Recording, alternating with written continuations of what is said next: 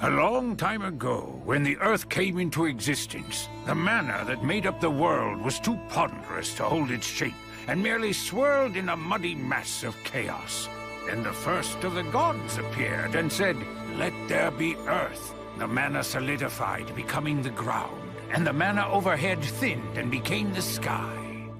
Yeah, but Gus, I only asked you how words are related to magic. Just be quiet and listen to me. I'm not even getting paid to teach all this, you know. Yeah, fine.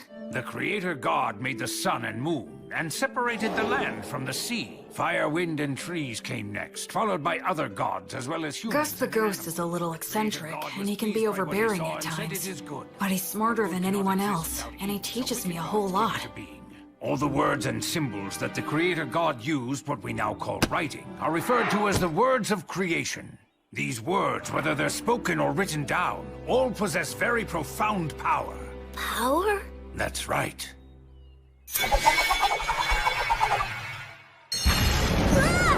If you write the word Ignis, it defines the existence of fire, and then if you speak the word Erasus, that is, the word which means erasure, the fire will be extinguished.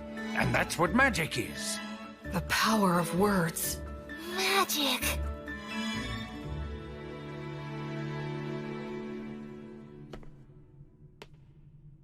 The god of justice and lightning. Volt. The Earth Mother. Mater. The god of fire and technology. Blaze. The god of wind and commerce. That's Whirl. The goddess of water and greenery. Rhea Sylvia. The god of knowledge and light. Ancient words of magic offered up to the gods. Words of creation.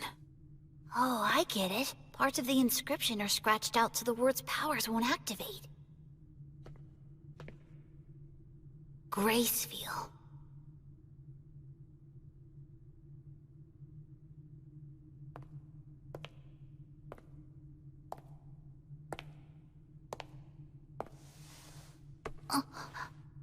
Are you curious about him?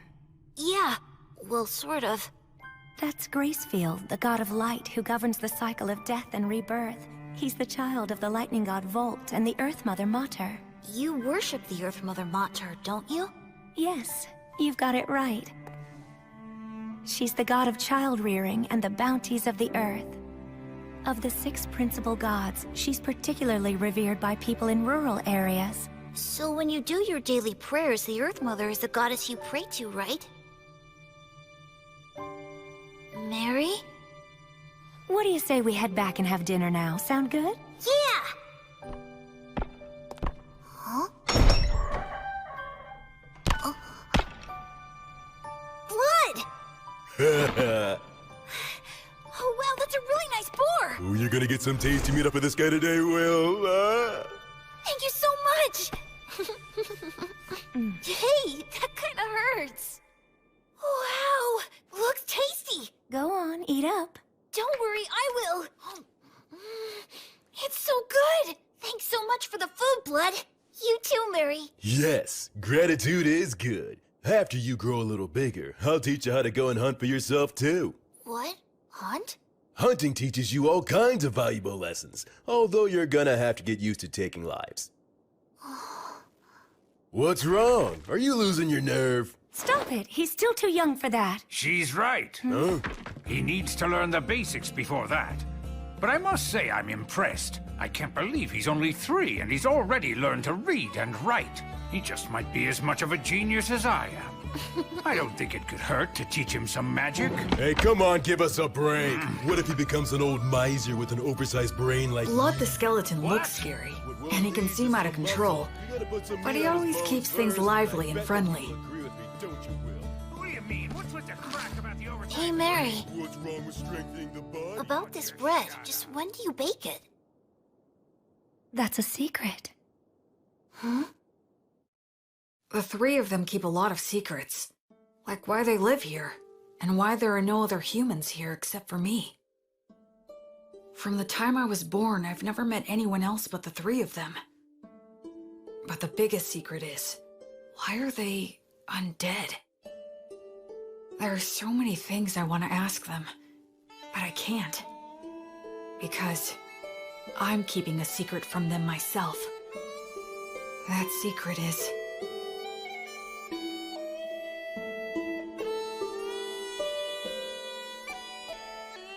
Thanks for dinner! that I'm a human who still has memories of my previous life.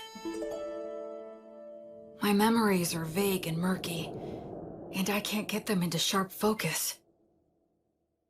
A ceiling? A monster!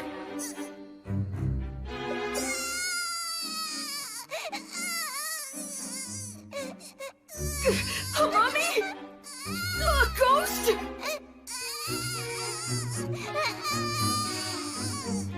They're gonna kill me!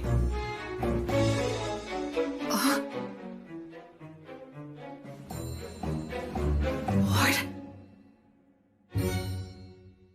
This is the 186th morning after that day. Half a year since I started living with these walking corpses. It's time to eat.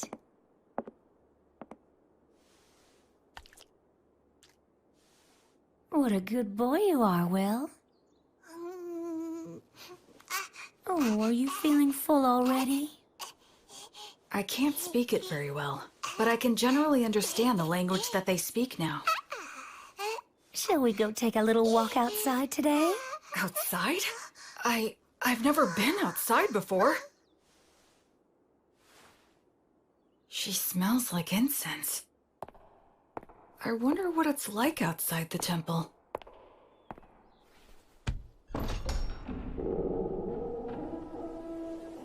That breeze, so refreshing, and it smells of plants wet with morning dew.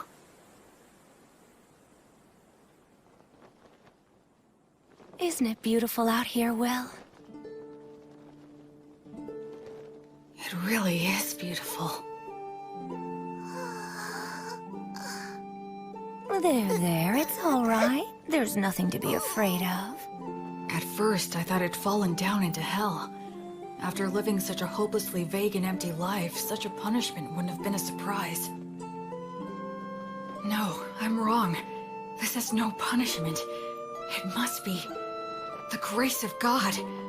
I feel like something that I'd wastefully thrown away without a second thought was given back to me once again.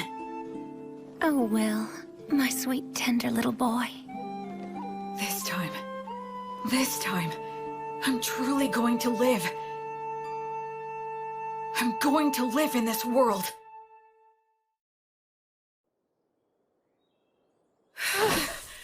I'm finally done. We gotta build your muscle and stamina first. Without the strength to back them up, your skills are useless. Well, couldn't you say that making up for your lack of strength is a skill? Listen, do you really think you could knock me down? Well, no. With the right skill, you might be able to knock me over, but there will be times when that skill won't work for you. But you can't separate your muscles from your body. The brute force that muscles give you can solve most of your problems in life. Learning skills comes after that. Understand? It seems like muscles are kind of masochistic, huh?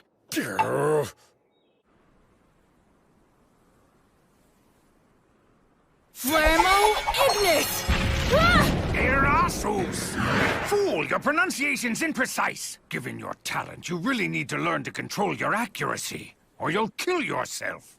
That's scary. Well, magic can be a scary thing. Do you have any idea of the reason why words possess so much power? I'd guess it's for the same reason we think a chair is a chair, right?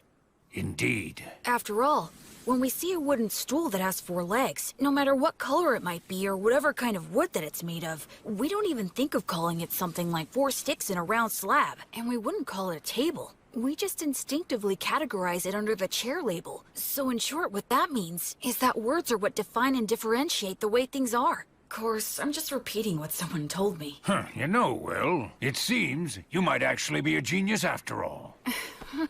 But isn't there anything I can do to get more consistent results? Afraid not. That's just what words are all about. There are always fluctuations in speech.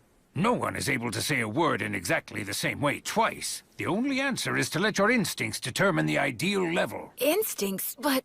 You should start off by learning how to use your minor magic more skillfully and accurately. but hopefully you'll do your best to get by without even using that. Without using magic? How's that possible? I'm talking about money. That again? Man, how can a ghost worship money as much as you do? Oh, come now. You don't know what you're talking about. Money is extremely important. Money is what makes the entire world go round. With money, you can solve anything without magic. Buy tools, hire help, and the ability to make a profit is just as important as magic. Why, oh why must I have hands that are incapable of holding silver and gold any longer? It isn't fair. I want to feel money and count gold coins with my own hands. Curses! You're not normal. Creatures such as these are beasts. Demon beasts are a particular type that are extremely aggressive. Wow, that's... Old Gus has taught you about the myths, hasn't he? The minions of the god of despotism and tyranny, specters and phantoms, and the demons of the god of dimensions who lurks in hell. And the god Stagnate, who commands the undead. People such as the three of us. We used to be human once, too. Really?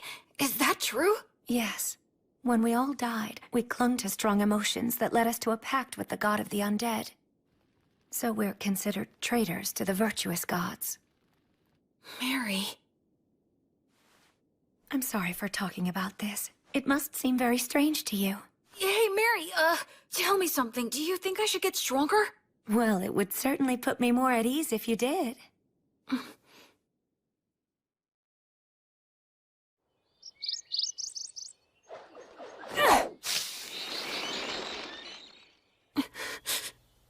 Don't make it suffer. Just snap its neck quickly.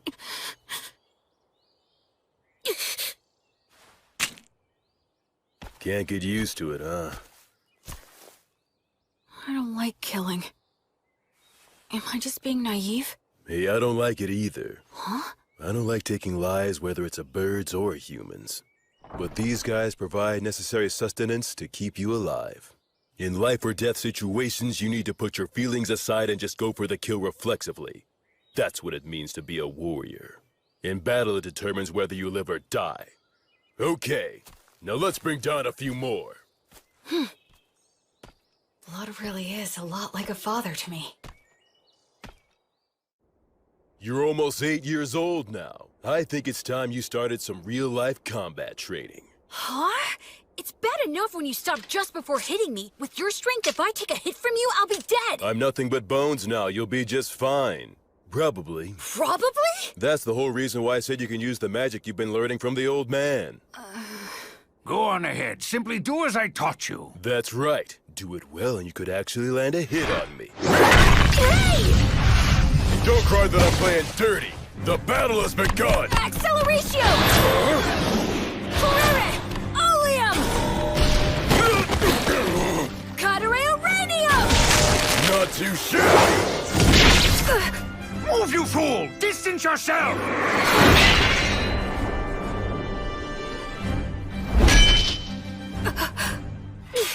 Come on! I told you never to close your eyes during a fight, didn't I? I'd like to say that you've got a long way to go, but frankly, you surprised me. I thought you'd just randomly unload a bunch of crazy magic on me. Gus keeps on telling me that I should learn to use minor magic more skillfully and accurately. Not just relying on sheer firepower. That's exactly the style that was used by the renowned sorcerer who went by the name the Wandering Sage. Are you talking about Gus? Yep. In his time, he exterminated monsters, calmed raging rivers, and rediscovered ancient languages. That was all long ago. You were once known as the War Ogre yourself. And Mary was known as the Daughter of Mater. At one time, the three of us. Yeah? Never mind. That subject runs a little too deep for right now. You were just a baby not so long ago. Look, just keep on learning and become even stronger. Oh, Blood. On the day when you brought a human child back here, my first thought was that you shouldn't have even bothered. But it occurred to me that if I educated him, he might be of Hey, use. old man! Nothing that I said was incorrect. I now recognize his true talent and am teaching him to use it, aren't I? That's not really the point. I know that's just how you are. And frankly, I wouldn't expect you to change your ways now. I even think it suits you. But what you said wasn't necessary. Can't you imagine how it feels to hear that? You're right, it was quite thoughtless of me to say that, and I'll be more careful in the future. So I apologize to you, Will. Oh, it's okay. It didn't bother me. I can't believe it. Gus apologizing? Gus? It was rude of me to get all aggressive like that as well. Sorry. You being impolite is nothing new to me. What? Well, you might not be fully conscious of this since things have been this way for as long as you've been truly aware. But nevertheless, you know you're not like the three of us, right? Yeah. I'm the only one who breathes and who has a warm body. Though that part of the story is true, there's a lot more to it. I'm sorry. I can't explain it to you yet. I know. Listen, please don't be too upset with old Gus, all right? He never bothers to choose his words very carefully or show consideration for others. I'm really not mad. I have a whole lot of respect for Gus. Is that so? You know, you've got a big heart, Will. Once your body has at last grown big enough to match that heart of yours, then you're able to accept things as they are. I'll explain everything. Okay. Blood was genuinely angry at Gus for my sake. I wonder, could I have gotten angry on someone else's behalf in my previous life? Huh? Thank you. Blood, Mary, Gus. All three of them aren't really alive anymore. They're undead. Will? Huh? It'll be 100 years before you can land a hit on me from behind! But right now, they're my precious family. Gus is in charge of my academic education, and Blood teaches me how to fight. But Mary is the one I learn the most from. She may just teach me the little everyday things, but they're important too. Will, Huh?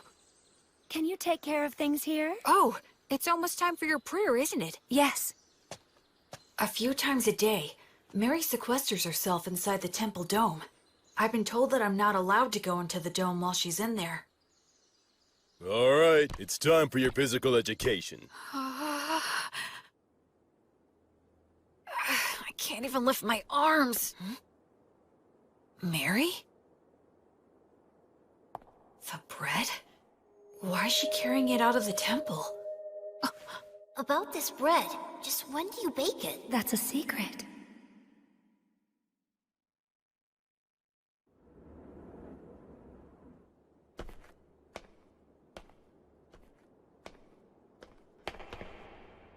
I'm sorry, everyone, but I just have to know.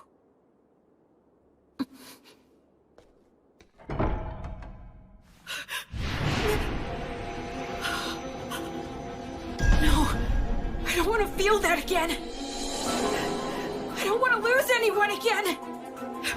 No, Mary! No! Mary! Mary! Mary! Mary! You guys! Blood! Gus! Come in here quick! Help Mary! Help her!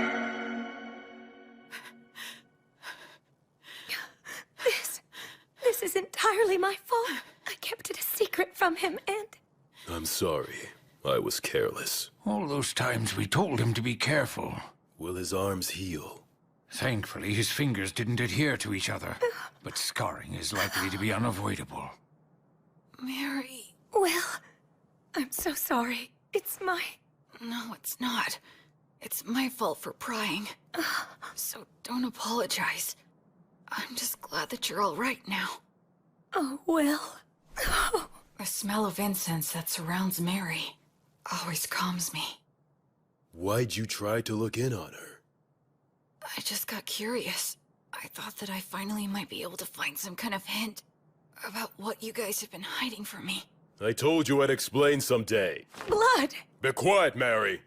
Well then, Will, anything else to say? No, I'm sorry. From now on, check with me or Mary before you do anything. Okay. That said, the way you jumped in there to help Mary was impressive. Those scars will be your badge of manhood.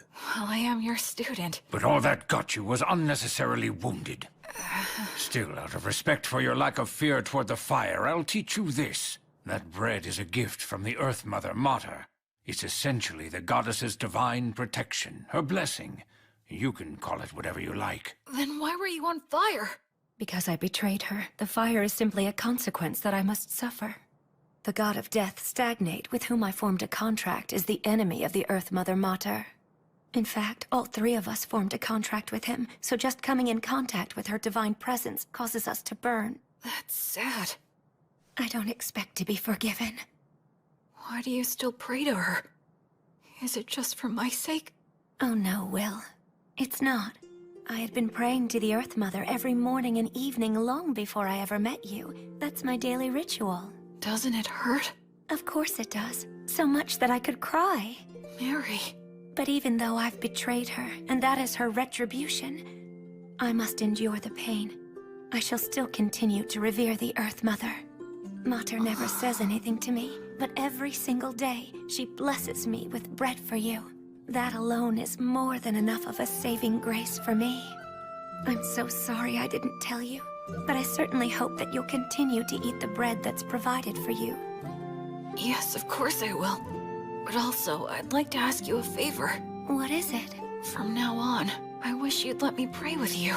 Oh. I just wanted to be able to understand what Mary goes through, even if it's only a little bit. That's why I asked her.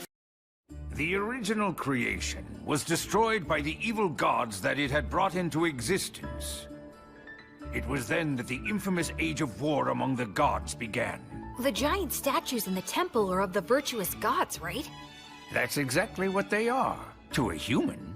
What does that mean?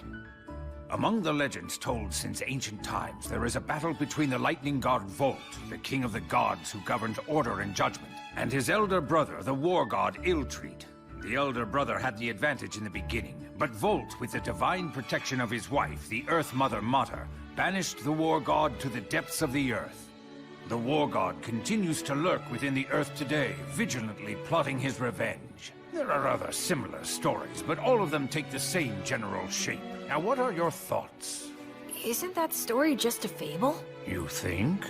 Ruling in this world starts with violence and despotism, but eventually, agriculture starts to thrive, and law and order begin to reach everyone.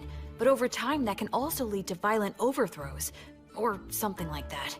I see. You are very sharp indeed.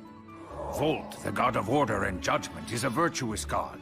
The war god, on the other hand, is considered an evil god. But if that order becomes corrupt, Volt could become an evil god, and by defeating that corruption, Iltreat could become a virtuous god. In short, the concept of virtuous gods and evil gods is ultimately a distinction applied by those who place their faith in them. I suppose the priests would not be pleased with me for saying so, however. Naturally, you must not speak of this to Mary. I won't, don't worry. Besides, the gods normally think about things based on different standards than ours. It's impossible for one with a human sense of good and evil to gauge their true intentions. Hey, you know what, Gus? You're pretty rock and roll. What on earth does that mean? Like, you don't fit in any mold, you know? Children truly make up some bizarre words sometimes, but I do like the sound of that.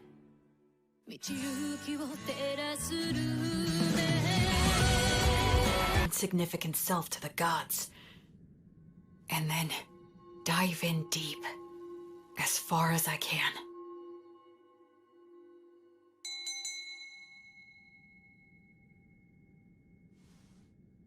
The 5-day silent prayer you've undertaken is now concluded. You did very well. I've done nothing but pray continuously for the past 5 days. Do you feel all right physically, Will? Yeah, I'm fine. And you're only 13. How remarkable you are. Only because I've been praying with you all these years. It's been 5 years now since my arms were burned. Mary says she has the ability to heal the scars with her blessing, but I chose to keep them, especially because Blood called them my badge of manhood. I'll prepare all of your favorite foods for dinner tonight. All right! Memorize all of this by tomorrow. Huh? Gus's lessons became more difficult. There was a lot more to keep track of, but I persisted and stuck to it for all I was worth. And then his lessons became even more intensive. It was as if he wanted me to get so fed up that I'd quit. Still, Mary and Gus were nothing when compared to... Okay now, let's move on to our main event of the day. What is that? This guy is your opponent. I caught him in the woods. That's not what I meant! What's the problem? It's just a low-ranked demon corpse. Demons can become undead too? Okay, go. Wait a...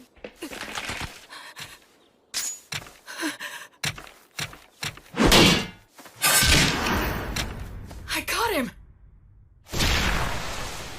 Look, Blood, I beat him! Yeah, good job there. So this is what they mean when they say a trained warrior can kill with mechanical reflexes. Yeah, I guess so. Huh? What is it, Blood? Well, for your first killing match, that wasn't too bad. Hear me? I said it wasn't all that bad, so don't get a big head. Oh, is that what you meant? Well, I'm more or less a genius, wouldn't you agree? This kid just might be a genius. Come on, aren't you gonna chew me out for that? Okay. How about we speed things up now and try something harder, genius? What? I always saw the ruined city from the top of the hill. That day was the first time I set foot in it.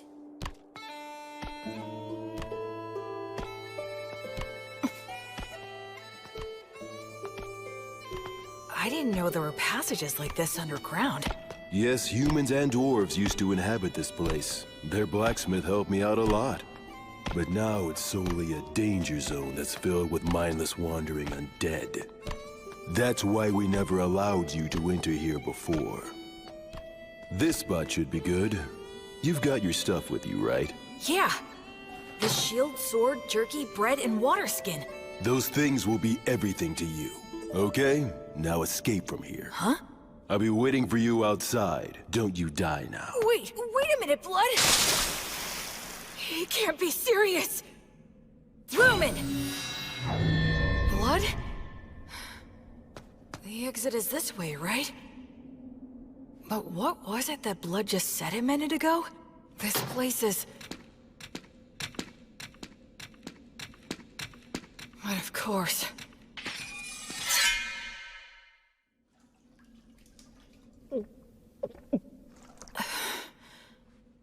I'm pretty sure Blood is testing my overall practical ability here.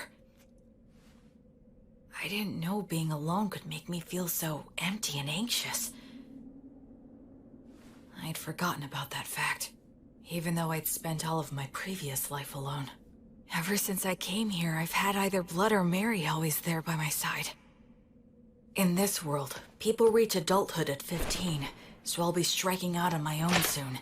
That's probably part of why all of their lessons have gotten so much harder. If that's the case, I want to give the best results I can. I want them to boast that I was a pupil worth teaching, and that they're proud of me.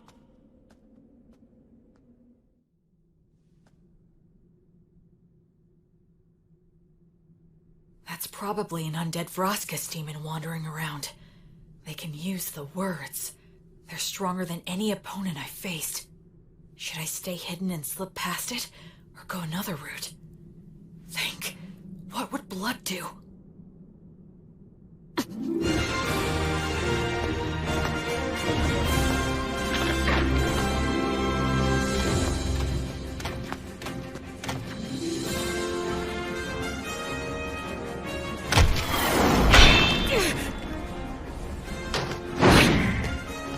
It's strong, but not as strong as Blood. But there it goes!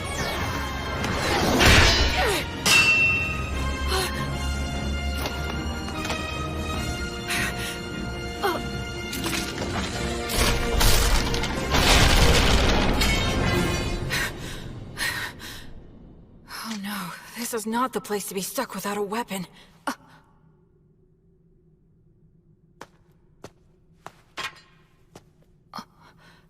This isn't a demon weapon. A dwarven magic spear, perhaps? It's better than nothing.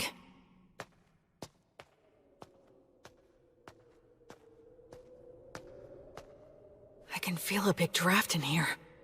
Maybe I'm near the exit. I wonder how long this place has been deserted. It sounded like Blood knew it while it was populated. Does that mean that the three of them became undead around the same time, then? From the level of degradation, it's been more than just a decade or two. I already know there are no humans living anywhere near here. I wonder where my birth parents are, and what they were like. And I wonder, why am I in these ruins? My real parents.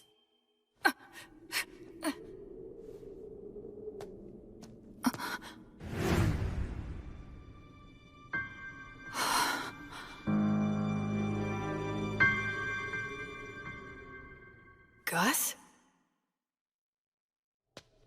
You're Gus, right? How come you're not saying anything? And also, why are you glaring at me like that? Did Blood tell you that I was here? Or maybe this is another lesson of some kind. It's a lesson, right? With conditions for... Expergiski!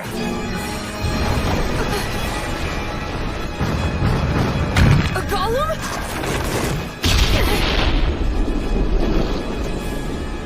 Gus! He's serious. I'm aiming for...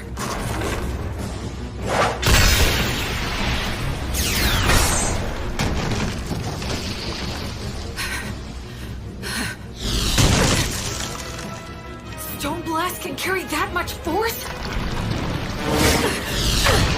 Tartare! Arrhenium! Mendakium!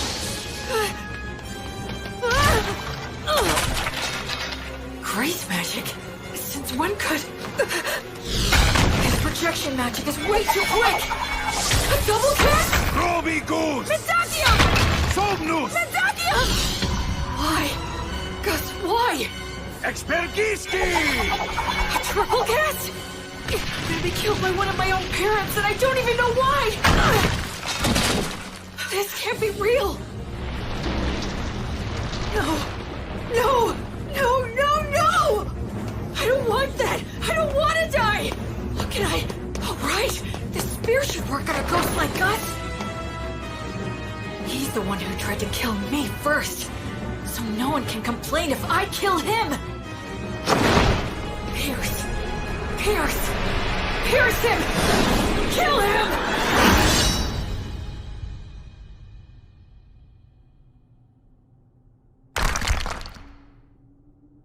Tell me, Gus. Grandpa.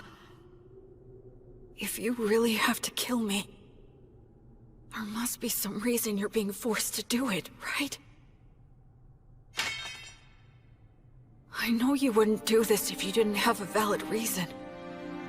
I know that. If Gus really was serious, he wouldn't need to play around like this. If he throws around a lot of fire magic, I'll die of oxygen deficiency and toxicity. If he makes the ceiling collapse, his ghost body won't be hurt, but I will get crushed and die. I know that, but I still don't want to do it. I don't want to fight you to the death. Because hurting you would make me feel worse than dying myself. If it's something that really is important to you, then it's fine with me. You can kill me. I'm not afraid. I'm your pupil after all. But if it's okay, I would really appreciate it if you didn't make it hurt too much. Forgive me. I think I took that lesson a little bit too far. I admit this place did give me an advantage, but even so, I did win. Must have been a shock. What shocks me isn't that this was a lesson. Against a sorcerer, right? Gus. Now don't ask questions. If you manage to defeat Avroskis and take his spear, even Blood will congratulate you heartily. Oh yes, weren't the double and It's triple that Gus is trying to pass all of this off as a lesson. Tricks like that soon. So, please don't be upset, okay? Come, Will. The best thing to do in a gloomy place like this is leave. This city, the three of them, my own history. There's something more to it all. Oh my! Will found a fine spear like this beneath the ruined city? Yeah, the steel is so vivid and bright and shiny. It certainly is a good sharp blade. A short spear made to be highly practical, truly the work of dwarves. In addition, it appears to have several words engraved on it. Perfect for our lesson on appraisal. Yeah, can't wait. Gus hasn't brought up that incident in the ruined city at all since then. There must be a specific reason why he won't talk about it. That's why I decided not to tell Blood or Mary. Later, I appraised the spear with Gus, and we found that it had the name Pale Moon. Words of creation are engraved on both the spearhead and the shaft. The spearhead can emit light magic, so it can serve as a light source or distract enemies. The shaft is imbued with magic that allows one to expand or shorten the spear at will. That should make it easy to carry. Above all, I was excited to finally have a magic weapon of my very own. After that, I return to the city underground every now and then for Blood's lessons. I head down there with only a short sword to collect any weapons and armor that I find. It was tough at first, but I can handle it without any trouble now. Even if I encounter Vroskis or a similarly strong enemy, I don't struggle anymore. Huh? So is this all there is? You have acquired more than enough knowledge right now. I have something new that I would like to teach you. I'm learning something else? You will enter the city underground and collect coins. I am going to teach you something very important. Is this enough? Indeed, it will do. You're finally gonna do that again, old man? Gus? Yes? Isn't this what they call gambling? That's a vulgar description. Think of it as a game of intellect. But it's gambling! Come on, I was all excited when you said you'd teach me something important. Now, there's no need to get angry. Besides, games such as these should not be underestimated. They are most often used in duels between sorcerers. Do I really have to place a bet, though? Where's the fun in it if you don't bet? Oh, I get it. You're scared to play, aren't you? Huh? Oh yes, you should flee at once. You very well should be scared to compete against the one who is hailed as the Wandering Sage. How dare you! 2 6s! Alright, I'm the winner! Your competitive intuition never fails to astound. Hey, one more time! This time I've got it! Huh? What in the world are you two doing, teaching that to Will? Mary, there's a reason for It was really only Gus! All three of you will go and sit down right over there. Mary's lecture was painfully long and downright scathing, but I learned something very important that day. It's not a good idea to get hooked on gambling. Listen, Will. I have been observing the heavens for the past several years to pass the time, so I know when the winter solstice is. That will be the day you turn 15, and your coming-of-age ritual. I believe that shortly before your coming-of-age ritual, Blood will challenge you to a one-on-one sword fight, an earnest and passionate duel. I get that feeling as well. I know it won't be easy, but I'll do my best to win. I can't make the three of you feel at ease if I don't. I'd like you to do something for me. Sure. Do you think you could find a way to lose the duel in such a manner that Blood would never notice it? Why do that? Because I need you to. No, don't make me do it! Please tell me, why are you always leaving me out of the loop? I know you, and you would never trample on somebody else's feelings without a perfectly good reason. Haven't I said time and time again that I trust you? If you just explain your reasons, then I'd be glad to throw away the duel. I'd even risk my life like last time. So why won't you tell me anything? Don't you trust me at all? Or am I just that utterly useless to you? Forgive me. I can't explain. I see. Well then, I guess I can't help you. I'll pretend I didn't hear a word of what you just said.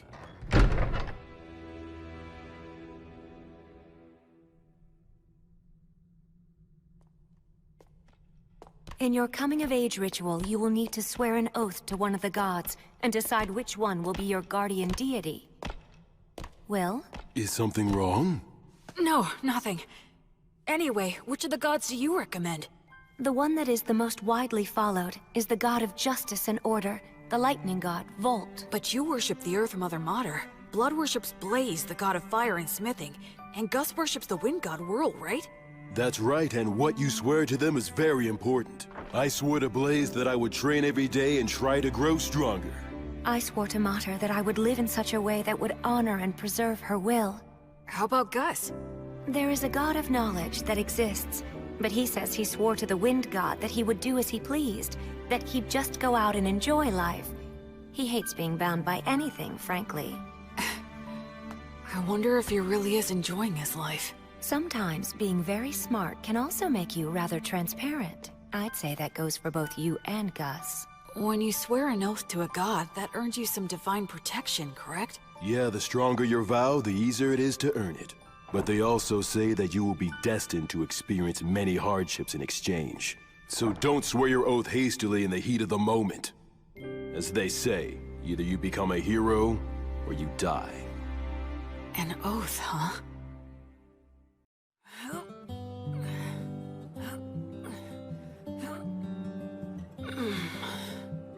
Okay, that's enough. You've gotten a lot stronger. So what are we gonna do today? Can we spar? Nope. Today is all about this. What is it? Here you go. Take a sniff. Why do you have this? I thought we could drink it together. I made it myself by mixing honey in with some forest grape juice. That honey wasn't exactly easy to get, you know? Is there something wrong? Nah, just come winter solstice, you'll be an adult. And a man's gotta get used to this stuff. But won't Mary be mad about this? Not if we keep it a secret. In fact, it'll only be between us men. Okay, let's drink. All right, here you go. Cheers! Whoa, nice!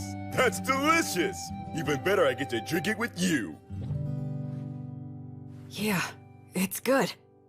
Okay, let's test your courage. Test my courage? We're gonna take a little peek at Mary while she's changing. Won't we get in trouble? Say what? Come on, follow me. The hallway's spinning. Hey, you okay? I'm fine, I'm fine.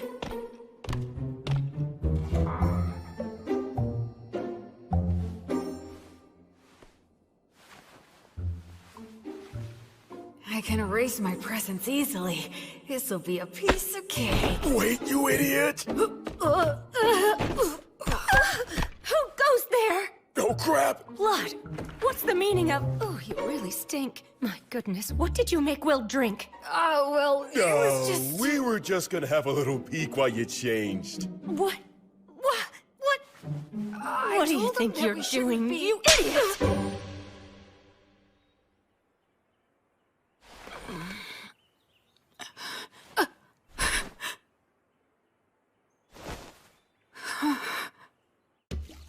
My voice had been changing, so I knew I was due for my first wet dream. I'm sure it was caused by Mary changing. Mary changing. What are you watching there, Will? Is that what I think it is? Stop laughing! I really gotta be careful not to drink too much. Today's the day of my battle with blood. Once this is over, I'll probably be leaving this temple by spring. Do you think you could find a way to lose the jewel in such a manner that Blood would never notice it? Okay. Will? Come on, I'll help you get changed. As of tomorrow, you'll be an adult. So, have you decided which god you're going to swear your oath to yet? Yeah. I've got an idea. Oh, well, that's good. Mary, I'm gonna win today. Okay.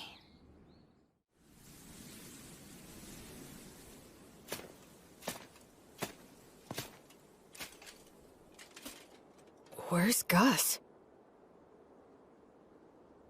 Hiya, Will. Ready to do this? I'm ready anytime. Let's go! Okay, good. Let's review things one more time. No magic or trying for instant kills, otherwise anything goes. If something happens, Mary will fix it with her blessing. The first one who admits defeat or is unable to fight loses. Now try your best. Not to die!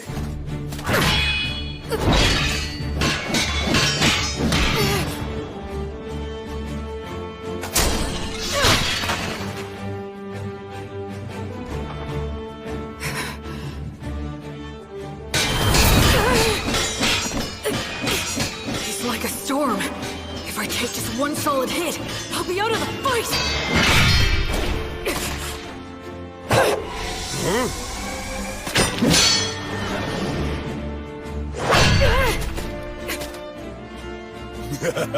Thought you could get in close, didn't you? Oh man, this is infuriating! It's a challenge to avoid when a blood strikes perfectly. But if I receive one with just my sword, it'll shatter along with me. So how do I survive his strike and get into the gap between us? There's only one answer. Here it comes!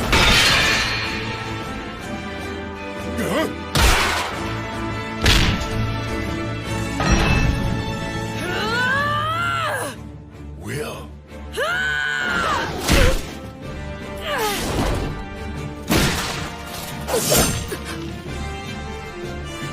He's holding my sword between his ribs? That was actually pretty good. I concede. Yep. And having no muscles really is a disadvantage. Blood, stop it! Ugh. Don't you dare give me that. You promised that you wouldn't use that trick again. Not sure what you're talking about. The one where you use your ribs to trap an opponent's weapon? Yeah, but I don't have any organs or anything now, so... What? He did that when he was alive? Absolutely he did. Can you believe such a crazy thing? Well, my opponent at the time was really quick, and he was about to stab you, so I just... You didn't just anything. I can't believe he survived. If it hadn't been for my blessing, he wouldn't have stood a chance. Look, I only did it because I trusted that your prayer would work. I was genuinely concerned about you. I thought you had died right then and there. Didn't I ask you never to do that again? Even I know what this is. This is one of those things a dog wouldn't butt in on. Will, even if you couldn't beat me, what you've accomplished is still remarkable. Even if you couldn't beat me. You didn't have to point it out twice. I'll make sure you'll lose next time. Now that's the spirit, little Will. Hey, ow! Don't get carried away. The two of you need to take this much more seriously. If I had a killer slash, or a secret technique, I would have taught it to you hands down. But you don't? Nope, I don't. It's okay that the way I fight and the way you fight aren't the same. My initial goal was never to raise you into an imitation of me. So it's only natural that the moves I rely on won't be the same for you. It's the basics that count. Make sure you can use all the things you've learned in any situation. Both Mary and I have already taught you everything that's important. Okay. Okay, Dad. Okay, Mom. You called me Dad, huh? Yeah, I guess that's pretty much what we are. That's true. I can't teach you any secret techniques, but to mark your new independence, I'd like to give you this. It's the most powerful of all the demon blades that I own. What? But I didn't even win, so... I told you it's to mark your new independence. Go on, Will, try it out.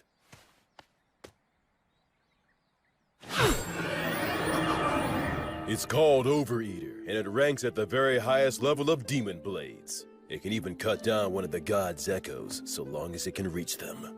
The words engraved on it are too hard to understand, but I can sum up its effects. If a living being is cut with this blade, its wielder can recover life force with each cut. Huh? Recover their life force? Uh-huh. As in, you can swing it around without even thinking about it and still be the last man who's standing. You're a smart kid, so I'm sure you understand this. But don't overuse it. It makes its wielder feel a whole lot stronger than they actually are, but it's not the type of demon blade that benefits one's spirit. The more you use it, the more you need it until you are so weak there's nothing left. And the life and death cycle starts again. That's part of what makes it a demon blade. Anyway, I've said a lot, but I'm sure you'll be fine. Both seem to have faith that I can maintain the ability to use this sword properly. But am I really someone who is worthy of their faith? Well, if I'm gonna give you a demon blade, I guess I gotta tell you about its history, too. And of course, I'll tell you what you've wanted to know all along. What? He's talking about what I've wondered all these years. You are a grown-up now, after all. I promised I'd tell you once you grew up. Your mind and body have become plenty big enough by now. Listen up. It's the tale of the king among demon kings who tried to conquer this continent. He's the one known as the High King of the Eternals. It's also the tale of the defeat and death of many heroes, including our own. It's the tale that explains the reason that you grew up here. The undying Blade Fiend, the king among kings, the purest evil, the inexhaustible darkness, the rider of war storms, all names for the High King of the Eternals. Approximately 200 years ago, all of the demon kings led a great uprising. An army of countless demons invaded our precious continent of Southmark. All the continents were crawling with demon kings, generals. They were the kinds of demons you really don't want to see showing up anywhere. Demons were here? And these swarms of demons offered up massive amounts of flesh and blood during a number of great rituals to their deity, the God of Dimensions. In response, the minions of the God of Tyranny ill-treat, and those of the God of the Undead stagnate, also became active all over the world. The virtuous gods expended a great deal of strength in a series of battles, intense enough to change the entire map. I know that you learned geography from Gus, but don't think it's the same now as it was then. Because of that, even we don't know much about how the other continents were back then. But what we know for certain is that the High King went on a rampage in Southmark. The High King sure has a lot of scary nicknames. Frankly, they don't even come close to the truth. His abilities were absolutely insane. He could turn any blood he shed into soldiers, and any flesh cut from his body into commandos, in unlimited amounts. In other words, he made demons from his own flesh and blood. That's some serious hacks. What does that mean? It means he's a cheater. Blades are the only thing that could harm him. Using arrows and magic wouldn't even leave a mark. His weapon of choice was Overeater. He was a madman who'd roar with laughter, creating armies by cutting down enemies and getting cut himself. Eventually, he came to be called the High King, meaning the king of all kings. This city was once a vital hub for lake transportation, but it only held out for a matter of days before it fell. The High King made his home in the city and mass-produced demons, who took advantage of the water routes to attack all the surrounding settlements. Nobody could kill the High King. The destruction of the continent of Southmark was assured, and just when everyone had begun to believe that, Gus came. Augustus, the Wandering Sage, suggested that now was the time to strike down the High King. Why would Gus say that now was the time? Was it even possible to kill the High King? An army of demons, a demon blade, the city underground, Blood's combat techniques, Mary's blessing, Gus's tactics. Gus was... I get it. You understand? Really? You do? Yeah, I think so. Gus was hoping to pinpoint the enemy's location, then invade via the underground with a few elite soldiers and steal his demon blade in battle. It was most likely the only way, since the High King couldn't be killed. The premise was probably that he could heal using the demon blade. However, the demon blade is a weapon that can be stolen, so stealing it would change everything. To do it, Gus would use great magic to wipe out all of his minions and face him one-on-one. As long as Mary kept them both healed with her blessing, no new demons would appear. From there, Blood would do what it took to steal the demon blade. This was certain to be successful. How can you be so sure? Because the proof is that you own the demon blade. And that's how the High King died, I guess. After that, then... Not exactly, Will. It's clear you really are a genius, but you came to the wrong conclusion. You see, I, didn't quite succeed in killing him. Wait a minute. You didn't kill him? That's right. Gus made use of every factor visible to him to draw in any possibility of killing the High King. The thing is, the factors he could see were incomplete. The High King revealed his true nature, taking on the appearance of a hideous, grotesque warrior. And then... well... He was a better swordsman than I was. I couldn't touch him. I'd fought opponents bigger than me many times before, but he was the first one where nothing I did could reach. Even you were no match for him? Yes, even my buddies who formed a wall outside after entrusting everything to me were crushed one by one. Thankfully, I had the support of Gus's magic and Mary's blessing, and the High King was wounded. Despite all that, I'm pretty sure he made it one level higher, enough to become something I couldn't kill so long as I lived. To this day, I still wonder what I was lacking. But it's too late now. You know why, don't you? The undead can no longer grow. My sword skills can't improve any further. So then, when it became clear that we were bound to lose, Gus and I decided we had to place a seal on the High King. We couldn't kill him, but we could do that. So you mean, they completely gave up on Blood's chance of winning altogether?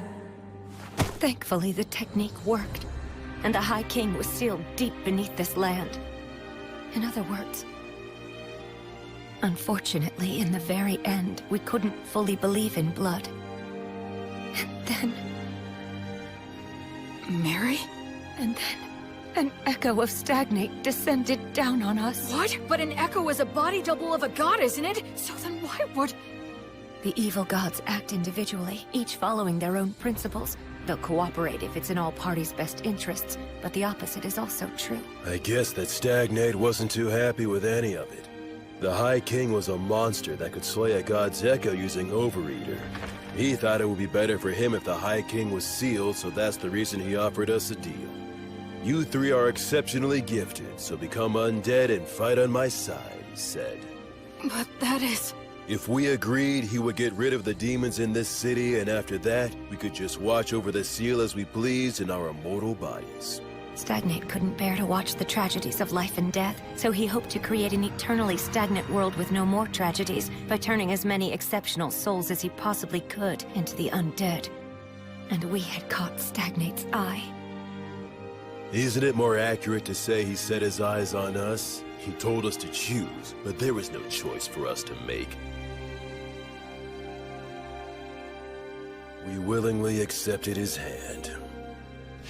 Since my flesh was all cut up, I became a skeleton. Mary was burned by Matter's flame, so she became a mummy. And perhaps because he had no attachment to his aged body, Gus became a ghost. Mary did tell me once. Because I betrayed her, the fire is simply a consequence that I must suffer. The god of the undead then cleared out the entire city. His power turned the lower-ranking demons undead. It's something that should not even be possible. And the undead demons still roam the city to this very day. And so that's how we became the guardians of the High King's seal, as the highest-ranking undead. In the years since then, we've buried our former allies, and Gus set up a security net that uses magic, allowing us to continue protecting our treasured city. There was nothing left for us to do. You can see that we are bound to the city by our contract. We can't even learn what goes on outside. The three of us began talking about the possibility that humanity had already died out. And then you came along. Or speaking more accurately, it was the demons who brought you here. Oh. So then, I was meant to be a sacrifice to break the High King's seal.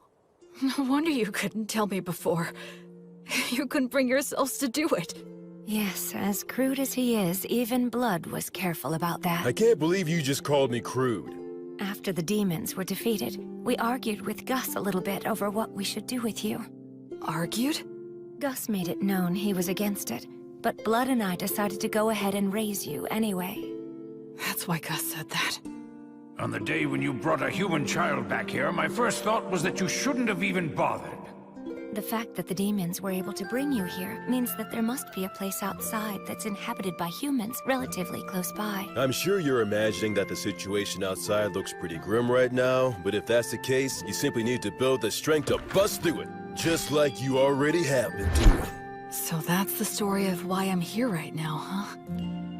I'm about to head into a nation of people who survived the Great Uprising. I'll take with me the strength that the three of them gave me. One day, I'll come back to this city. I'll bring my family and friends, and introduce them. I could even rebuild this city. I know that one day... Will, be happy, and don't forget to pray so you can do good. Huh? You were the best pupil I could have asked for. Even in today's test in terms of substance, you bested me. You clever, precocious son of mine. I sure love you. Keep getting strong. In no time at all, we became a real family. You made me so happy. Will, my sweet boy, your mother loves you very much. Wait a minute, why are you talking like this is our last goodbye?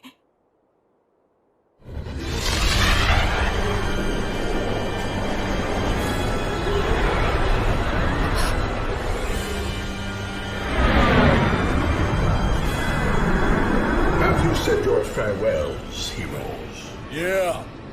We have. Go ahead. We're ready. At last you have lost your attachment.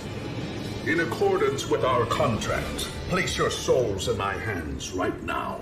I can't do anything. I can't move. Why? Please, please move. Wastari!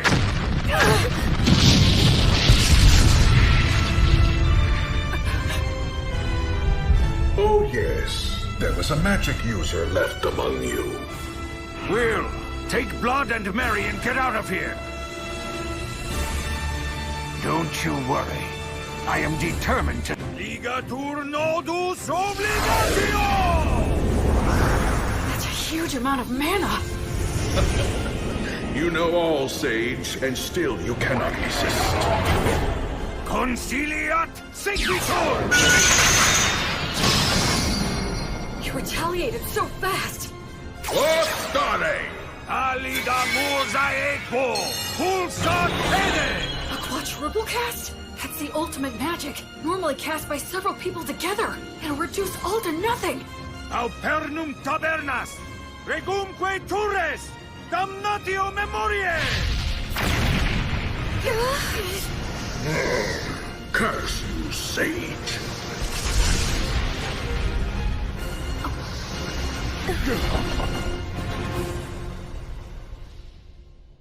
Quaerere, ambulare alle vita, noli fugito. He didn't get a hold of your souls, did he? Nah. It seems not. That must have been terrifying for you.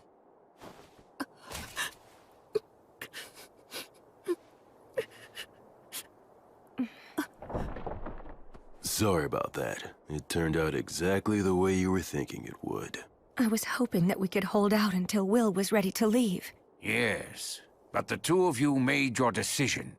Now, I'm not so unreasonable that I would demean the intentions behind your choice. I'm just happy that it all worked out in the end, so...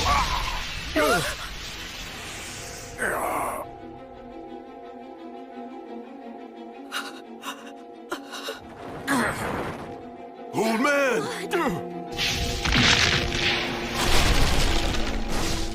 To think you were able to destroy my body all on your own.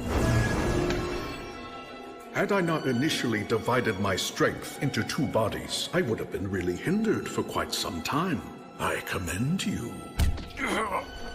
It's true you are a great sorcerer who has exceptional abilities. Stagnate. Let me go. Stagnate? What a shame it would be if I destroyed you now. I'll wait until you've lost your attachment. Now, Gus! as for you... You have my gratitude. It's all thanks to you. Well done. These great heroes formed contracts with me. They became the highest-ranked undead. With one condition, that when they eventually lost their attachment to the High King, then they would become my servants. Because of me? That's right. Thanks to you, the sage's attachment was weakened, and the war ogre and beloved daughter lost hold of theirs completely. I'd say you did a fine job living as their son. But that's because I was reborn. I wanted to live right this time around. It seems that was a shock, and for good reason.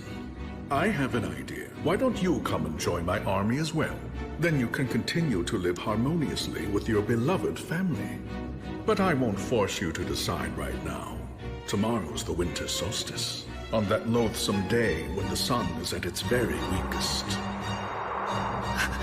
I will seek out your answer in the evening.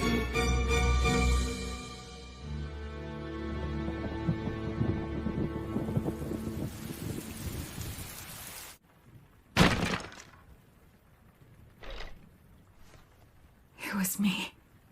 I took Blood and Mary's attachment away from them.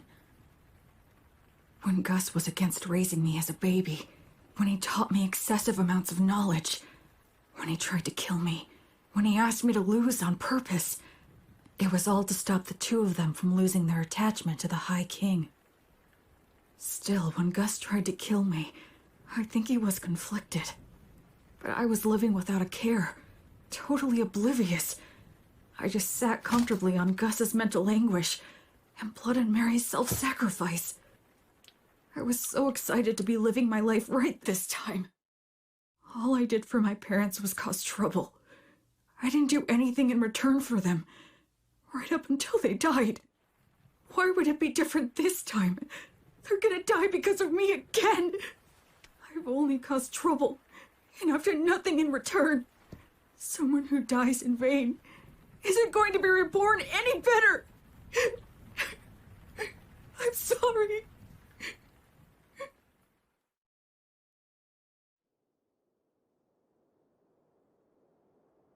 Hey! Damn, your face is a wreck, boy. My goodness, it is. Get up, Will. You shouldn't sleep on the floor in the middle of winter. I'm so sorry. Don't be, Will. We all end up paying off our debt for the dumb stuff we did a long time ago. Though it was old Gus who knocked the debt collector into orbit, blowing off his contract and failing miserably. A contract that's forced on someone by extorting their weakness is no contract at all. He deserved to be knocked into orbit. I've got to admit that it was rather exhilarating to see Stagnate's pale face slowly being erased. Well, you took one of them down. Perhaps the strength of all three of us could take the other one down. Now that's the spirit. By all means, that sounds like a great plan. They're faking it. Well, would you look at that? It seems that you're all grown up now, Will. Get out of here already. You'll just have to be content with the idea that your farewell gift is everything that we've taught you so far. I'm sure you'll be just fine, Will. Absolutely. Those are my thoughts as well. You're wrong. You're all wrong. I'm not who the three of you think I am. Talk to us, Will. I have these memories of a past life. I was a totally worthless person. So when I was reborn, I thought that this time I could live my life right. But I made you three suffer without ever knowing it. Even in my past life when my parents died, I have no idea how I felt. Because I can't remember. I can't remember anything. After all the trouble I caused for them, I don't even know if I cried. I'm worthless. Trash. Once again, I can't do anything. I can't give you anything in return. I'm nothing but useless garbage! Will, you must grit your teeth.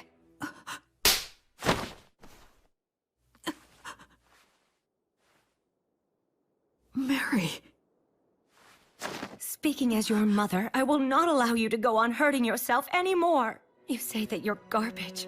You've always been very serious and one of the most earnest people I know. So what about your past life? For goodness sake, why are you so shaken up? Just because Stagnate upset you a little? You're feeling all of this anguish because the memories of your past life are murky and vague? You're crying so much right now just for our sake? Why would someone in your situation not cry? Will, stand up. Stand up. William! Straighten up now! Stop kicking yourself! What's your response? Yes, ma'am. You get chewed up because you're being all mopey. It looks like the little whiner has just disappeared. I'm fine. I'm perfectly fine now. Mary was here to protect me. So, I have a favor to ask. Please allow me to protect all of you. Virtuous gods, I will soon go and fight an evil god for the sake of my beloved mother, father, and grandfather. If you would see fit to observe my efforts, please grant me a bit of your protection.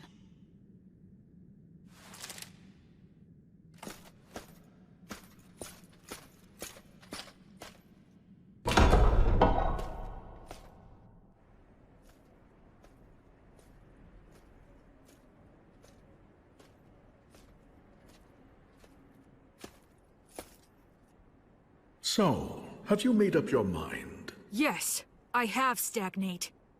Evil god. I don't plan on giving you a single thing! But surely a god such as yourself would never dream of running away from a human child, isn't that right? You have thought this through quite well. Let me guess, you're hoping to restrict my actions by getting me to focus my consciousness on you alone, yes? He figured me out! I'll play along, okay. But please realize you're challenging a god. You must first show me you are worthy of such a challenge.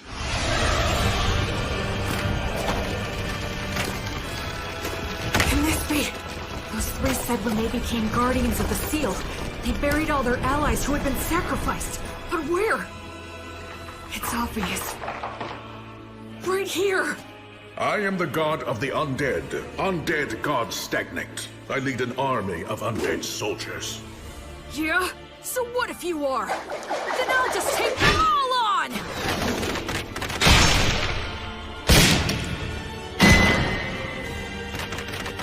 Counter-Ray! Uranium!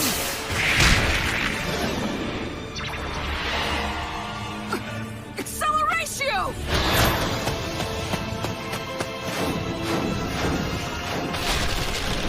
Oh, he is somehow pulling this off against 100 heroes.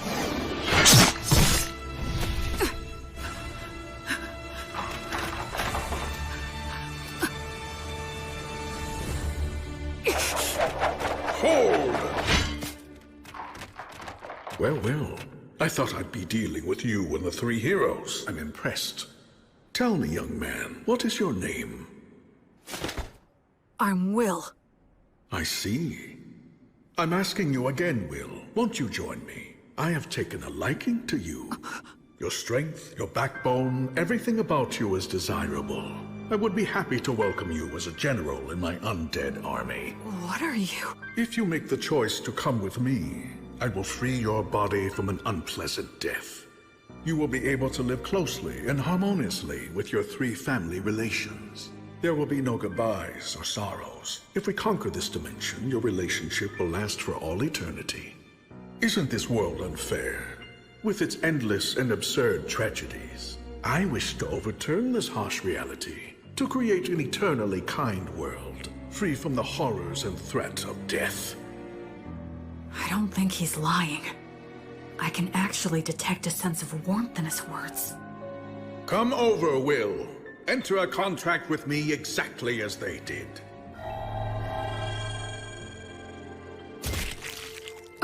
Now, drink my blood. By doing so, you can bid farewell to death.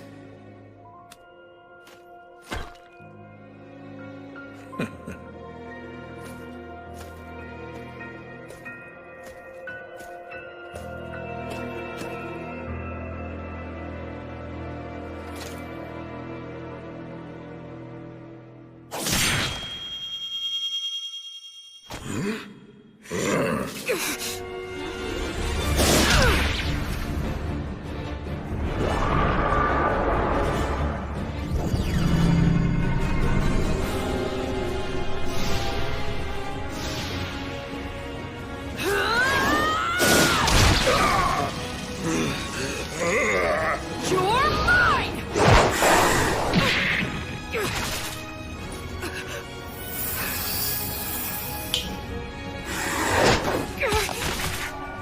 First the Sage, and now you.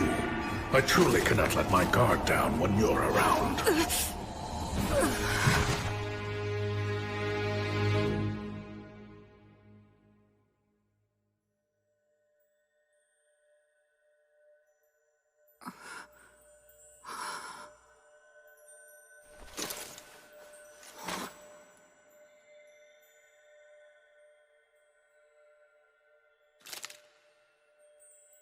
Did I die or something?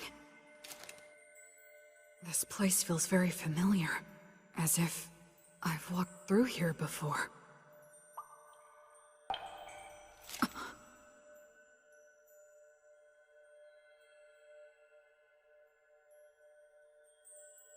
It has been a long time, Goddess of Light.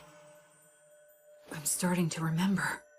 Yes, I've walked under the starry sky before. She was silent then, too. But I remember her footsteps being filled with care and compassion. I thought it was a star, but it's not. It's a planet. What are those lights? Traversing souls. They cross worlds to prevent the stagnation of all things. How could I have forgotten this beautiful sight? A question.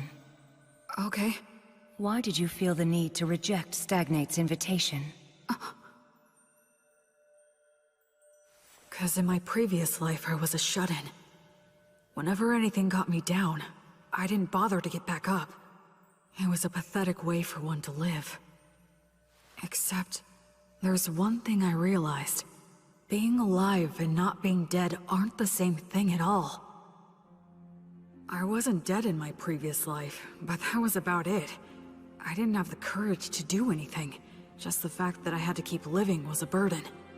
I didn't care if I died, so I wasn't really alive. And by not being alive, I didn't have to fear death. And so, because just a little of that memory stayed with me, I was able to make the decision to live a good life in this world. I think that if I live right, I can die right. Denying death like Stagnate promised and trying to live forever would be the same as being in that room again. No matter how else he tries to sweeten it, I would still refuse. I just want to live and die with those three. They're my family. I mean, who wouldn't want to protect their family? That's all. Thanks for listening.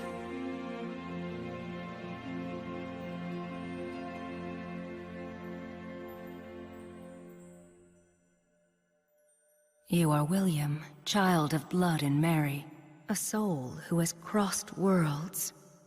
Yes. You now fully understand the gravity of life? Yes. And you are still prepared to accept death? Yes. You fully understand the despair of death, right? Yes. And you still love all of the lives that will one day burn out? Yes. I finally realized the meaning of it all.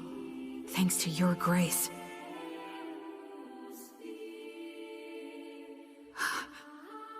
Thank you so much, Gracefield. I have heard your sincere wish.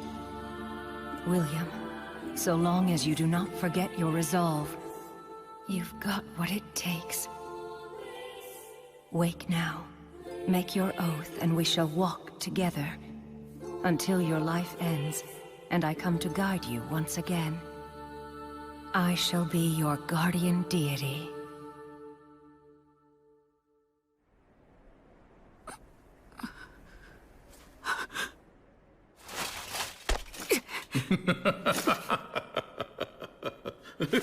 Goddess of the cycle of death and rebirth, Gracefield, please walk by my side.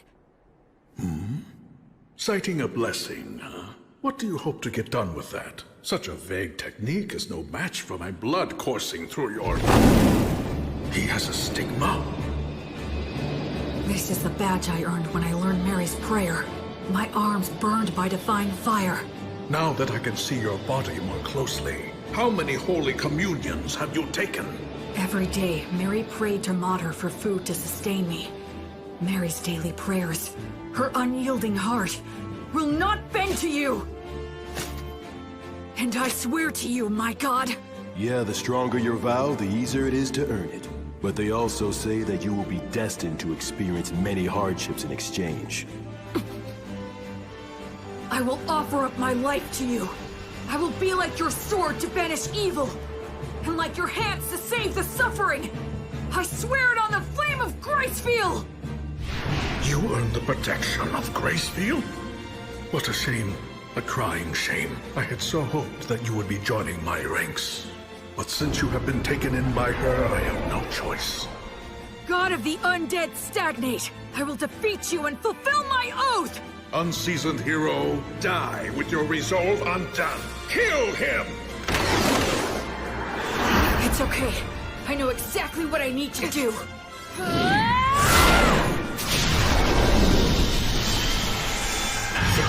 The divine torch? Gracefield's divine protection grants peace and guidance to the souls of the dead. How dare a fledgling priest put on such airs? Acceleratio! War started!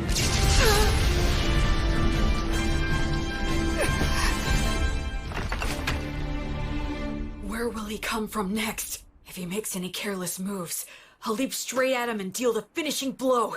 Stagnate is consumed by the desire to kill me. We're on even footing. If I fight him now...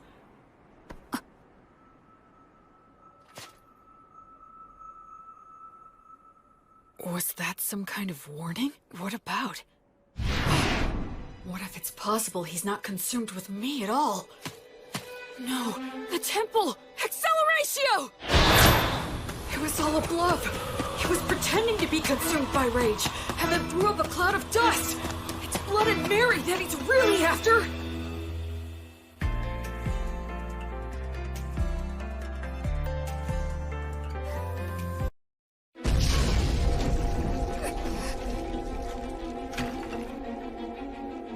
Stagnate is consumed by the desire to kill me. We're on even footing. If I fight him now...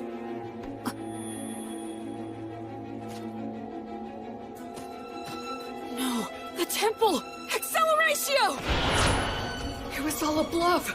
He was pretending to be consumed by rage, and then threw up a cloud of dust. It's Blood and Mary that he's really after. Come on, let me get there in time, please!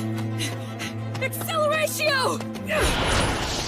If I can believe what Stagnate says, maybe he considers me to be someone who's actually worthy of keeping an eye on. But in the end, that's not going to mean anything to an undead god who can live forever.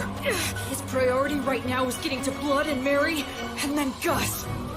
Now that I have the divine protection of the Goddess of Light and can pray for her blessing, I can return the three of them to the cycle of death and rebirth. That's what he was being cautious about. He weighed Blood and Mary's souls against the risk that I posed, and then he tried to play the fool! That's what I was trying to do from the very beginning!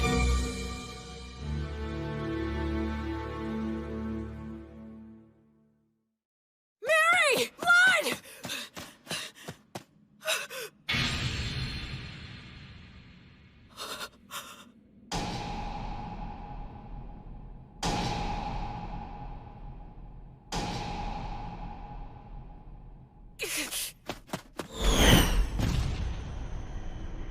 It's no use. I won't get to him in time. I borrowed the strength of a goddess, and finally managed to stand on even footing with him. But then I fell for a trick like that, and now it's all over?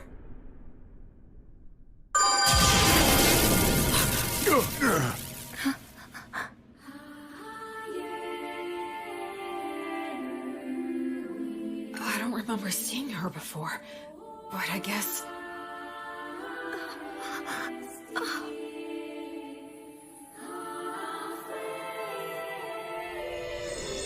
Suddenly, everything was clear to me. Mary had been forgiven all along. Mater never resented Mary for a second. Mary didn't seek forgiveness even once, nor did she ever expect lenient treatment. That's why Mater continued to watch over her and admonish her as she wished, and she's kept that up for 200 years, never revoking her divine blessing. so Mary could finally forgive herself.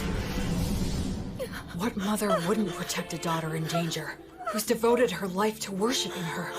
The Earth Mother Mater that Mary reveres is truly a great goddess.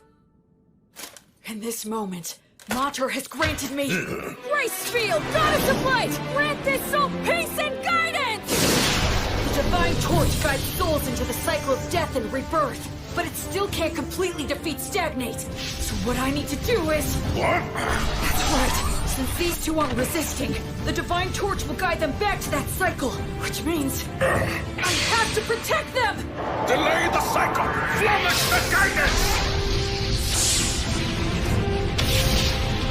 And in the moment when he erases my technique...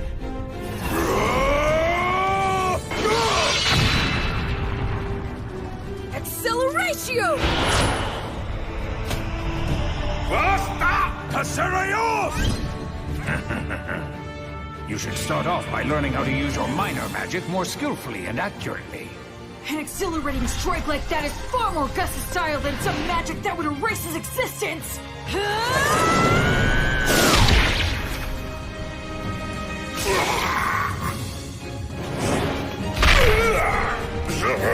Curse you! Curse you! Will, child of blood and Mary, disciple of Gracefield! I will remember that name. Until you surrender to me, your knights will bring you no rest or repose! That's the kind of thing a third-rate villain would say. God.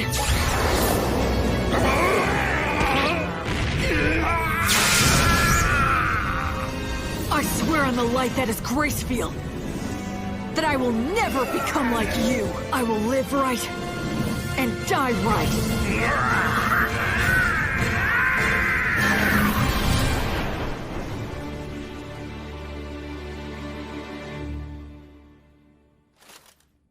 Quaerere, ambulare alivita, noli fugito, etiam sigillum.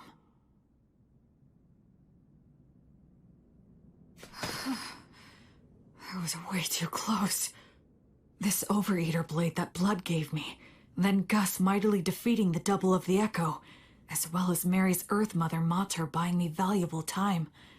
All these things that the three of them have given me. The sword, the magic, and the prayer technique.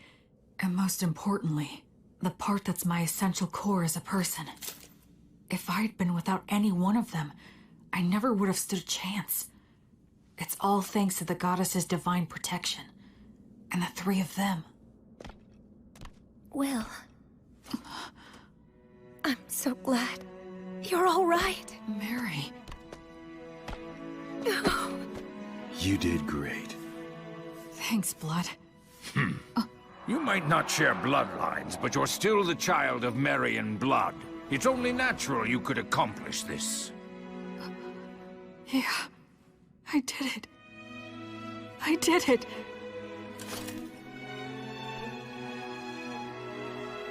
I protected them. I'm here now with the three of them. Alrighty then. Let's have a party. We can celebrate Will's victory and adulthood. Yes, you're right. Cleaning up here can wait until another day. Well then, in that case we'll have to break out the you-know-what from 200 years ago. You mean that good stuff from the dwarves? How long you been hiding that stuff, old Gus? Well, it seemed like a waste to let a child drink it. Is it good? Can I have some? Even I would drink it if I had a corporal body. You can fake it, can't you, old man? We're celebrating. Yeah, drink with us, Gus. Come on. Will. Huh? You must be careful not to drink too much. If you repeat what happened last time, I won't show mercy again. Yes, ma'am. The same for you, Blood. Of course. What on earth are you doing? Anyway, this old man'll go and get it. I guess we should go too. Yeah. Huh? Mary and Blood. I guess we can't after all, huh? It certainly seems that way, but that's how it goes. We lost our attachment, denied selling our souls to the god of the undead, and insisted we wanted to remain undead. We knew this could never last. Yeah, that's for sure. I wish we could be spared just one night, but I guess that ain't happening. To be honest, Graceville has been exceedingly easy on us. Under normal circumstances, we might have vanished instantly. What are you two talking about? Listen here, Will. This is the end for Mary and me. You're joking, right? We're supposed to be celebrating. Don't be mean. Oh, Will. You're a very clever boy, and I'm sure you understand. Sorry about this. We're really sorry. Can't anything be done? I'm afraid not. Even if something could be done, we mustn't do it. It's like you said, you gotta live right, and then you can die right. We got lost for a couple of centuries, but one could just call that a detour. Besides, parents should always precede their children in death. This concept is one of the fundamental laws of nature. Yeah. You're right. I guess so. But just this once, I'm gonna say something I'm not supposed to. I don't want to see the two of you die because I can't bear the thought of living without you. I want to see both of you again, when I can make it back here someday. I want to duel with Blood, beat him, and have him beat me. I want to say silly things to each other. I want to do chores with Mary, and hear her say that I've gotten better. I want you to meet my children and my grandchildren someday, and I want you to teach them lots of things too. It's just cruel to say that you're going away now. I don't want you to. If you two go away, I have no idea how I'm supposed to go on. Don't go. I can't. Please find a way to stay. Cheat somehow.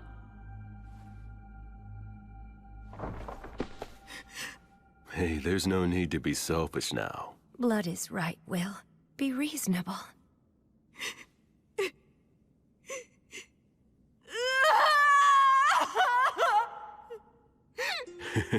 It's the first time I felt like a dad in ages. Will was always such a good boy, ever since he was a baby. Listen, Will. Even though we have to go away, humans can live just fine as long as they eat and sleep. You'll find something else to hold dear. Ultimately, you'll go on living. Once you leave here, you'll make a ton of friends. Go out and bag yourself 2 or 3 pretty girls. You'll have all kinds of fun. Blood! Don't encourage him to be disingenuous. Now, Will, you must be sincere both in love and marriage. Because you swore to the Goddess of Light, as well as the fact you killed a god, the path you'll walk is sure to be filled with a lot of troubles. No doubt you will experience setbacks and be a target for unjustified criticism. You may be betrayed by people you help. Your good deeds may be forgotten. You may lose all that you had gained, and you may end up with nothing but enemies. Even so, love others unconditionally. Always do good things. Do not fear loss. Forgive all sins. Build, don't destroy. Offer hope in despair. And be a source of joy for others in sad times. Most importantly, do all you can to protect the weak from any form of violence. Just like you did for us, when you challenged the undead god for our sake. Okay. Oh, dear Will. My William. You'll always be our sweet child. May the divine protection of the spirits of courage and the virtuous gods be with you forever. Listen. Move forward with faith in the results you'll achieve. Once a person makes up their mind, they can do anything. You might get lost in your own thoughts sometimes, but don't get so stressed that you freeze in place. I engraved the images of them and the words they said into my heart right then and there. I will never forget them. Just like the light of the goddess, I know they will always be there to light my path. Ahem. Did I get here a bit too soon?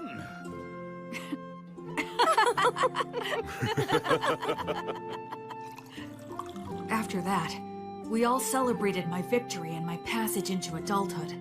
The first drink I had with all 4 of us together left a lasting impression. It had a strong burn and a rich aroma.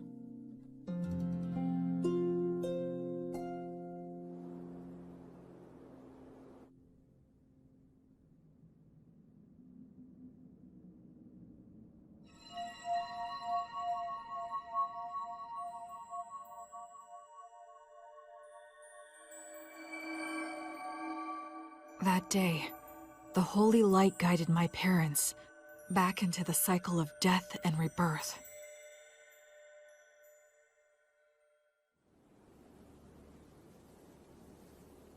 Yep. The view from right here is the very best there is. Mary, Blood, I know you're not here anymore, but I'll still come back. Just to let you know how things are going. If I make friends or start a family, I'll bring them here. I'm determined to become an adult who can tell you with pride that your child is living really well. So for now, I'll be leaving for a while. Are you all done? Yeah. By the way, how come you didn't die as well? That was cruel! Are you aware that you just wished death upon an old man? You're evil! Aw, you're bumming me out. But actually, I was just thinking about how all of your wonderful treasures would be mine if you died. You're an evil grandchild! The evil grandchild just outed himself!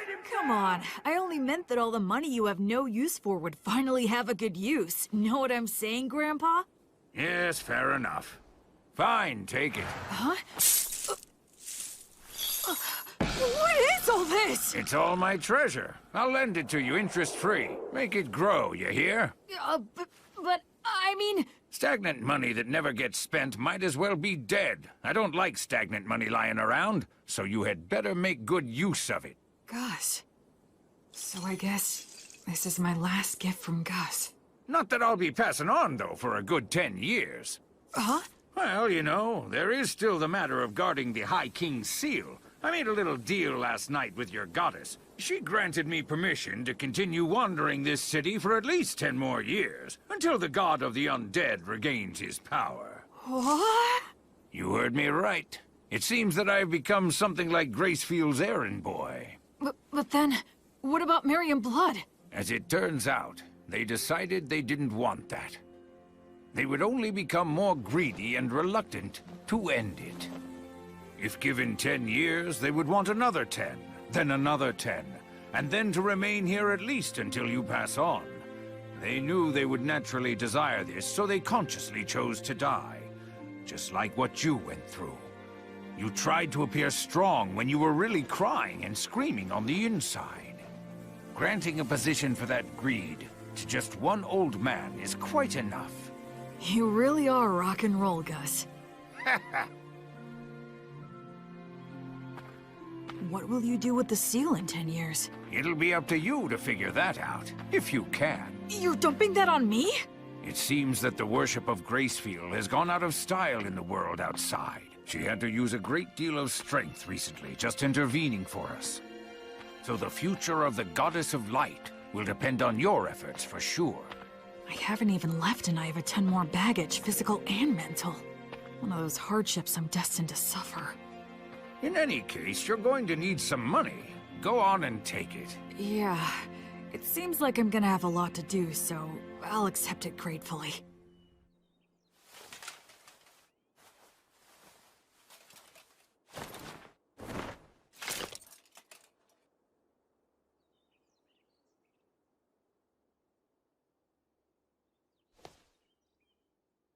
This is it.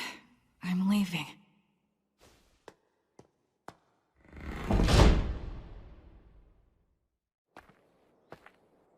Say, Will, since you will be going into the outside world, you will need a last name to go by. William is the name those two gave you, so I thought I could be the one to give you a last name. How about it? Okay, sure thing. Then perhaps I'll hijack an old custom used by certain clans of elves and halflings. They put the name of their two parents together to form their last names. Merryblood. You are William Merryblood. William Merryblood. You will always have them with you, wherever you are. Thank you, Gus. I like that name a lot. So cool. You take care now, okay? I will. Oh, and I'll add a G for my middle name. You fool! You don't need my initial! What did you learn in those classes of yours? Well, you are Gus after all. Old Man Augustus is far too much work to spit out. What a hopeless grandson you are. Well, so long then. Goodbye, William G. Merryblood. See you again sometime! Okay, Gus? Goodbye!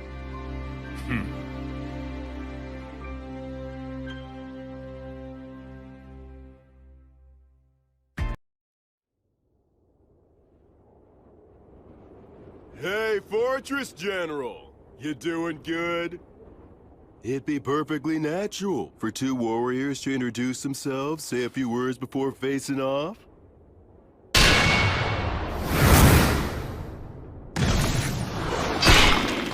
But of course you demons are always so damn rude.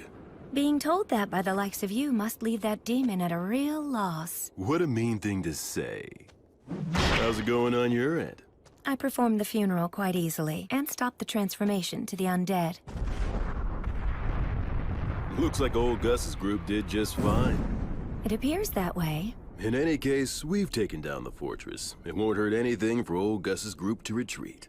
The Fortress General fell at the hands of so few. Any more is just reckless. Don't praise me. I'll blush. I wasn't.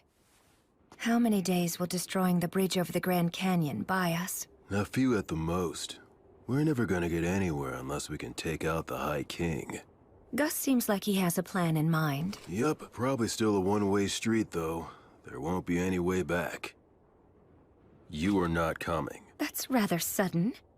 I'm a valuable asset in battle, if you don't mind me saying so myself. I know, but you're still not coming. Seeing you die would make me sick. What?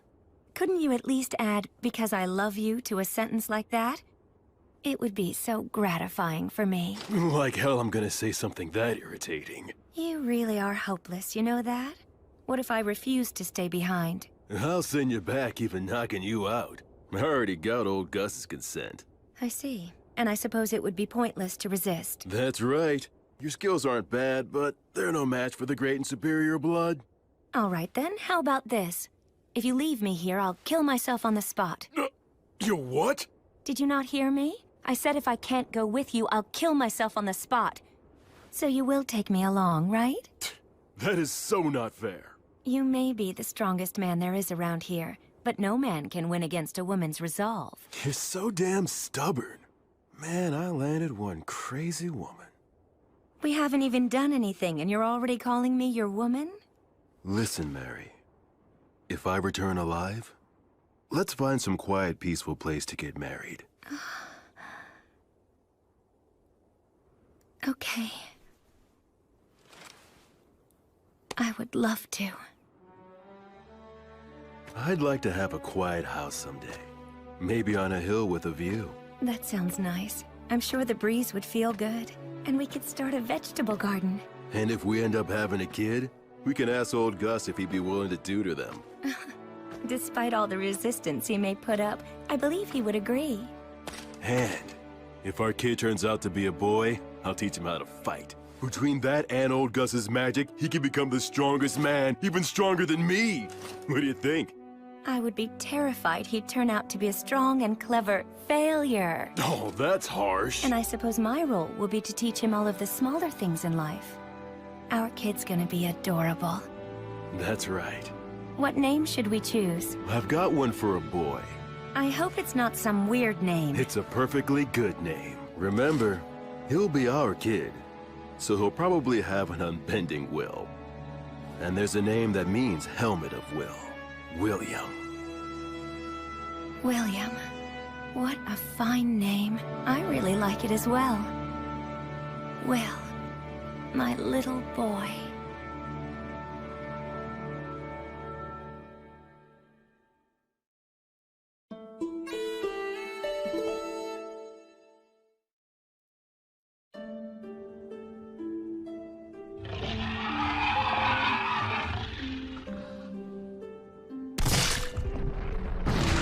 I've fought demons several times since I left the City of the Dead. As someone trained by Blood and the others, and after fighting an undead god, everyday demon riffraff are nothing to me.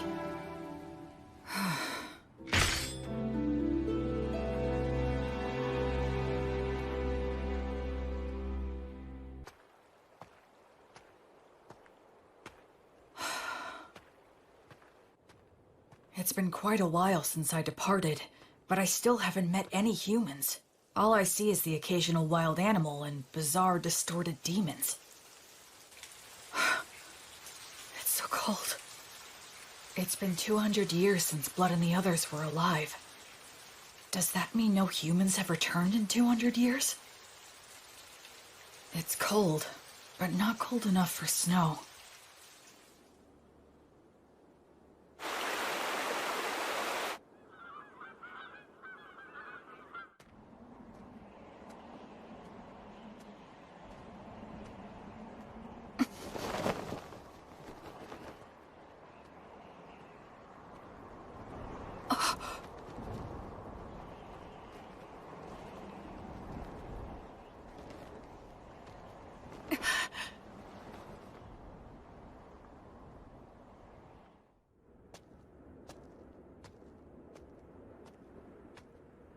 But there aren't any people.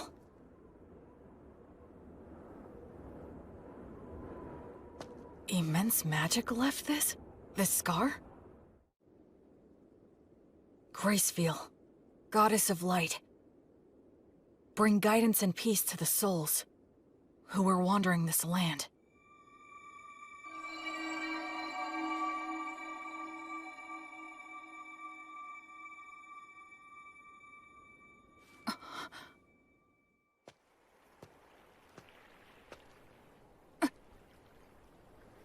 Yes, of course. It has been 200 years. The terrain's gonna change.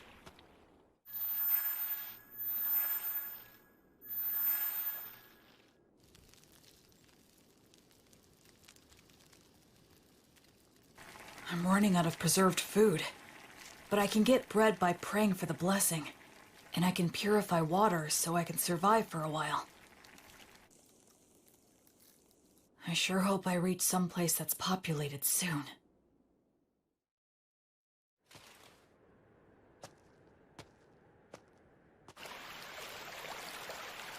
If I keep walking downriver, eventually... A demon? Wait, no! It's a huge boar!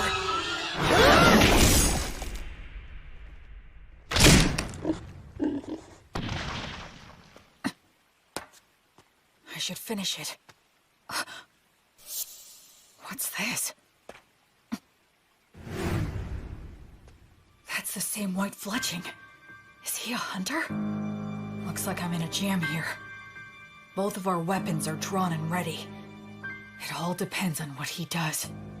I finally met another person. I should show him I'm not a threat. Should I drop my weapon? He might attack, though. Should I pray for the blessing and show what a devout follower I am? But that might be mistaken for an attack. I need to choose my words carefully. I'm an outsider with no way to prove my identity. Erenura, Rumen Comentirubo. Ancient Elvish? Are you related to the elves? No, but I can see that you must be related to them. Your bow is elven, is it not? Well, you're not wrong there.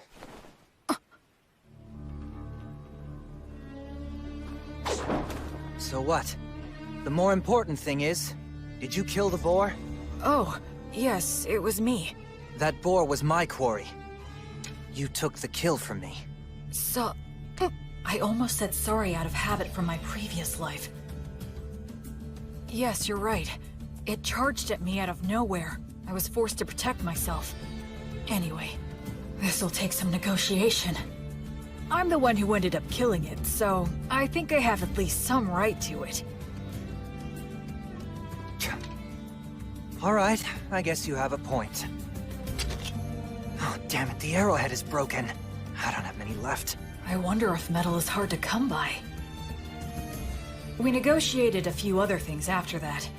The silver-haired half-elf was a skilled negotiator, so I was sort of at his mercy for the most part. But he agreed to give me the boar's shoulder, in exchange for helping him butcher it. Wow, you know your stuff, huh? I'm sorry. You have my gratitude. We'll make good use of you. You're so devoted. Well, at any rate, this front leg will be all yours. That's it for the portions. Okay. I guess we should eat the liver now. It'll go bad fast. Oh, I've got a pan we can use. Flammo Ignis. Hey, you're pretty impressive with your hands. Kind of. I should keep my magic a secret for now. So, now we just wait? Yeah. Earth Mother Mater, and the virtuous gods, we give generous thanks for your grace as we partake in this meal. Please bless the food that is here before us, that it may robustly nourish our bodies and our souls. You really are devoted, huh? He doesn't seem to be much of a believer. But I'm the one with memories of my past life, while he seems closer to nature. It's so hot! Good stuff. This is the best. Huh? So you want directions? Well, the thing is, it's kind of hard to explain. I'm not sure how to put it. You don't look familiar. Seriously, where are you from? Telling him I was raised in the ruins by 3 undead probably wouldn't help things. I came here from the south. The south? Nothing further south than this, bro. Huh? We're as far south as you can go. Beastwoods in Southmark. I did come from the south, though. It's a long story. Oh, so you're one of those adventurers who scrounges for treasures in the ruins. Yeah, something like that. And then you got lost in the woods. I've never seen an adventurer who's so absent-minded. Whatever. Just keep following the river downstream, and you'll reach a small town in a couple of days. You'll figure it out from there. Thanks so much. Yeah, well, good luck. Hey, if it's on the way, do you think we can stop by the settlement that you're living in? I mean... No. I want nothing to do with you. Take a hint. Yeah, of course not. Who'd want a total stranger in armor like this following them home? I'm sorry I asked. You better not follow me. Will you be okay with no light? Don't worry about it. It's none of your business.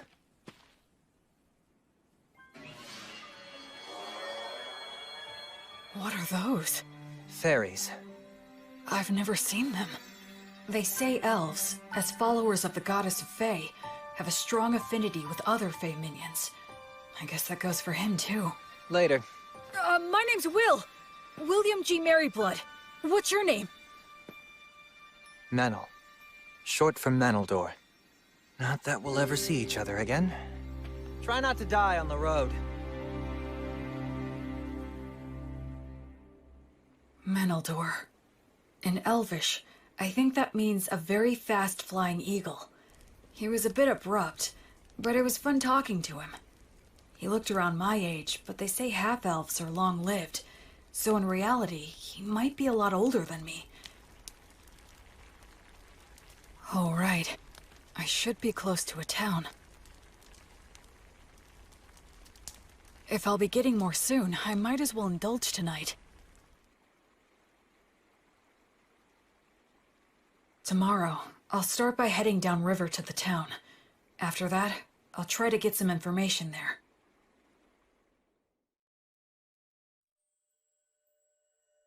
O light, my heavenly light. As you travel, I pray strongly for thee. Bring light to the faraway darkness. Be blessed.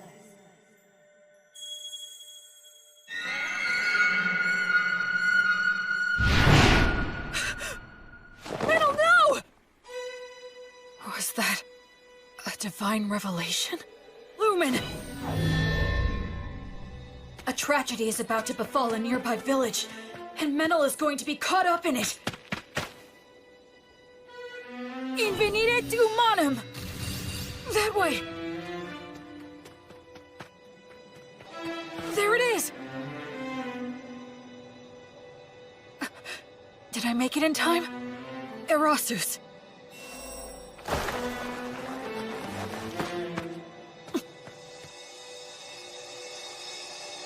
I thought I saw something shining in the forest right now. Sure you weren't just seeing things? Thank goodness. If I tell them I know Menel... Quick, hide! Get behind me! Huh? Hurry up! Are they raiders? Will Menel's village be attacked? Will he get caught up in disaster? No. A divine revelation is up to the interpreter. Oh no. It can't be. How could I have been such an ignorant fool? Meneldor isn't the victim of this tragedy. He's the perpetrator. Go. Secure the village. I'll deal with this one. Menel, what are you doing? I thought I told you not to follow me. Die. Everyone wake up! Get out here! We're under attack! Get your weapons! Acceleratio! Gnomes, oh gnomes, slip underfoot! I have no strategy against someone who can use berries. In that case... He doesn't even realize that if your muscles are built up enough, you can solve most any problem by force. Damn it. Salamander, burn him alive!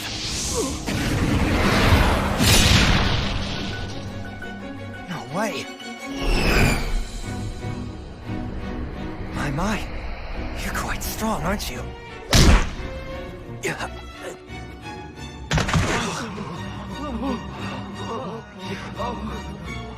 I need to subdue them all before anyone gets hurt or killed. Uranium obligatio. I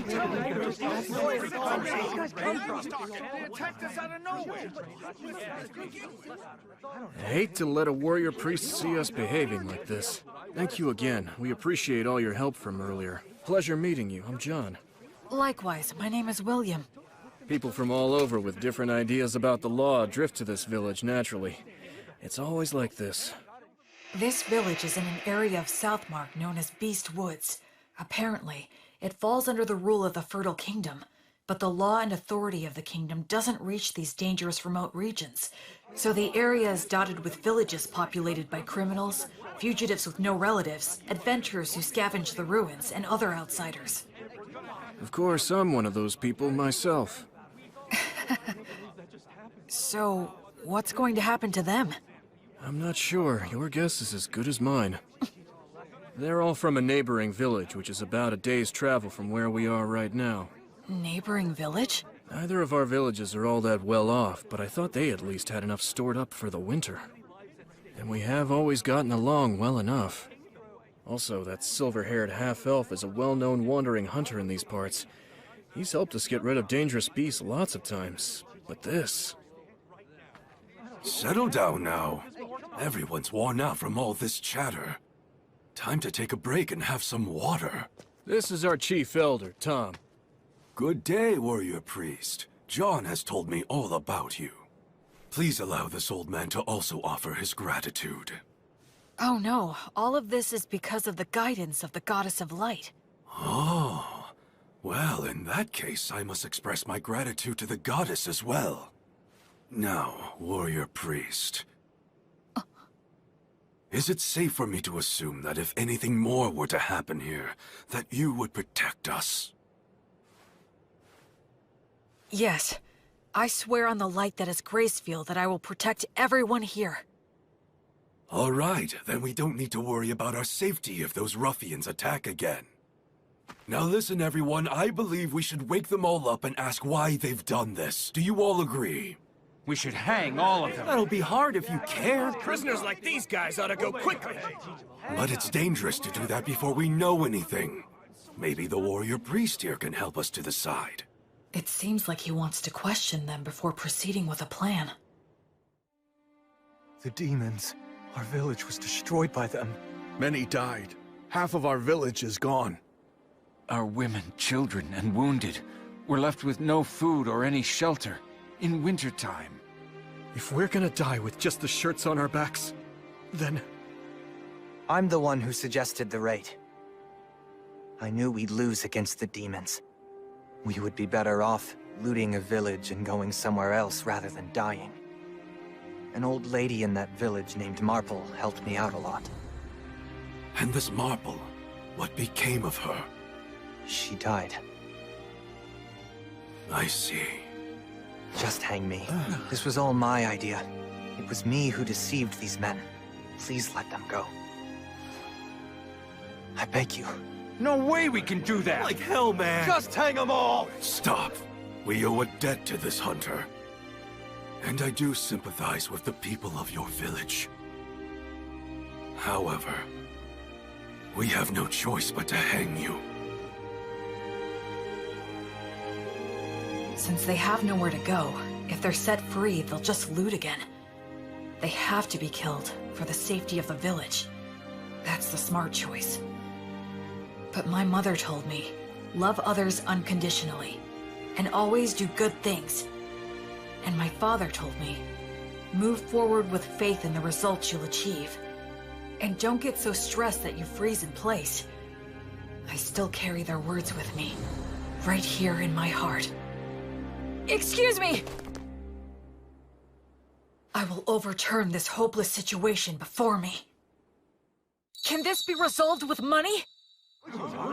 Compensation, monetary atonement? Are you familiar with that custom here?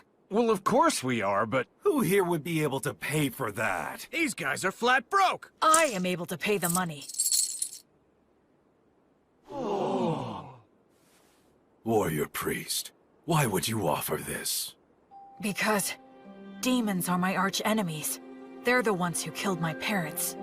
Besides that, I swore an oath to the Goddess of Light that I would banish evil and save the suffering. We should readily assist those who have suffered at the hands of demons. We can't allow a village occupied by demons to exist. I'll go and fight them. Actually, I'd like to hire this young man to accompany me.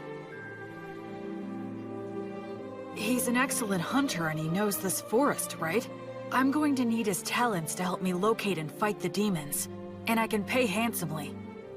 Are you sure you want to do this? I feel like we're the only ones benefiting. It's a reward for all of your exemplary day-to-day conduct. Gracefield, the Goddess of Light who governs souls in the cycle of death and rebirth, is always looking upon your daily lives with her compassionate eyes.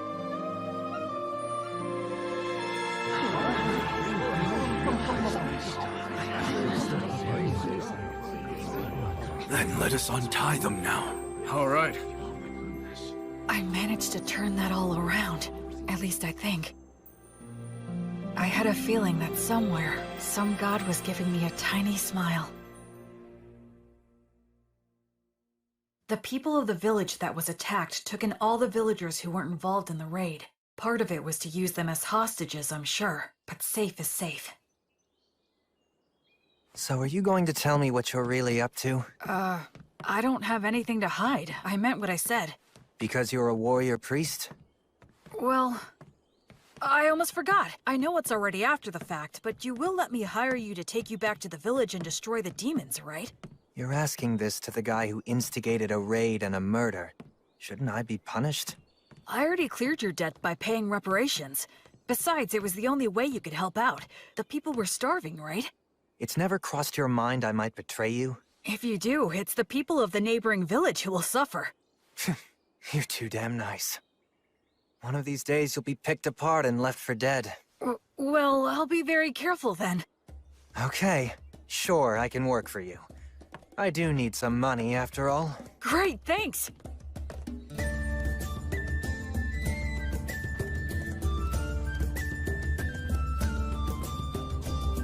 So, what are you gonna do for the time being? Huh, Mr. Bossman? Our challenge is that demons have occupied the neighboring village, right? I guess we'll just charge in. We don't have much time. Oh, what, are you insane? There are a lot of them, and they've got demon beasts. You got a plan? What are our odds? It'll be fine. I'm used to them. Well, you are right that we have to hurry. The people who died might have turned undead by now. If that's true, I need to return them to the cycle before they get lost and end up stuck here.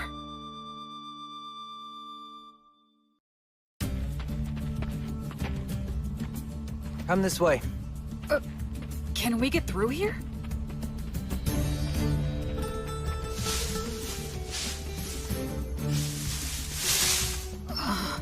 This is perfect. We'll camp here tonight. Dear Green Ones, grant us shelter, a bed of grass, youth of trees, and strength for any surprise guests. Wow! It's not such a big deal.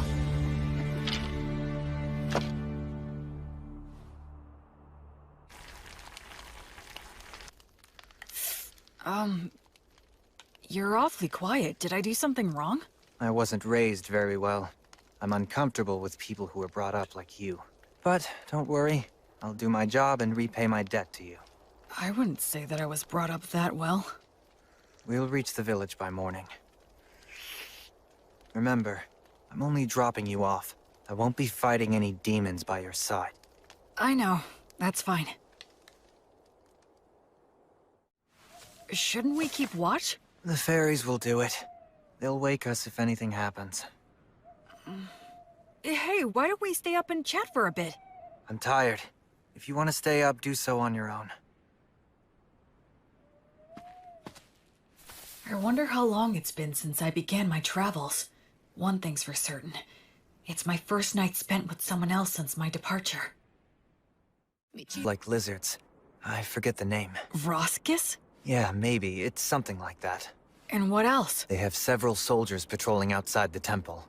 I know there's at least one demon beast inside. What's the demon beast like?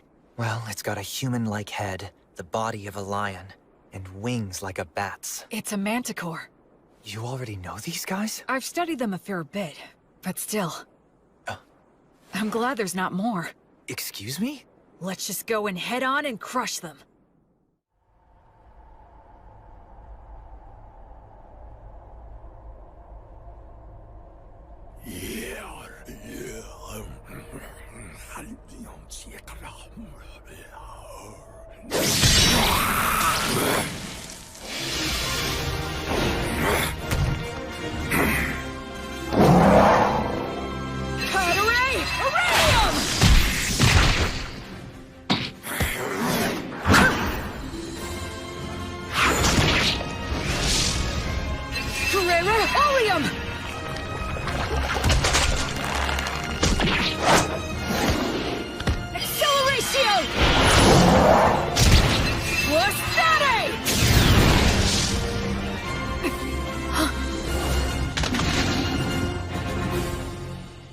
Hey, I thought you said you weren't going to fight.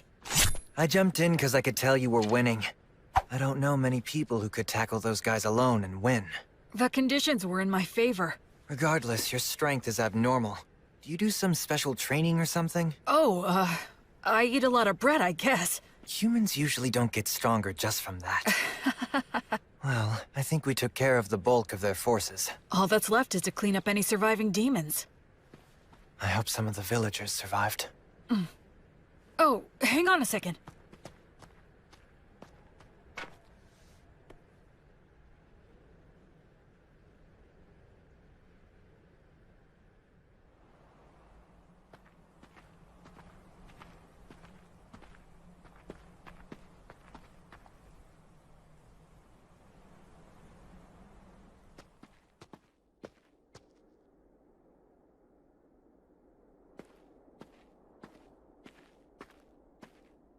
Brother!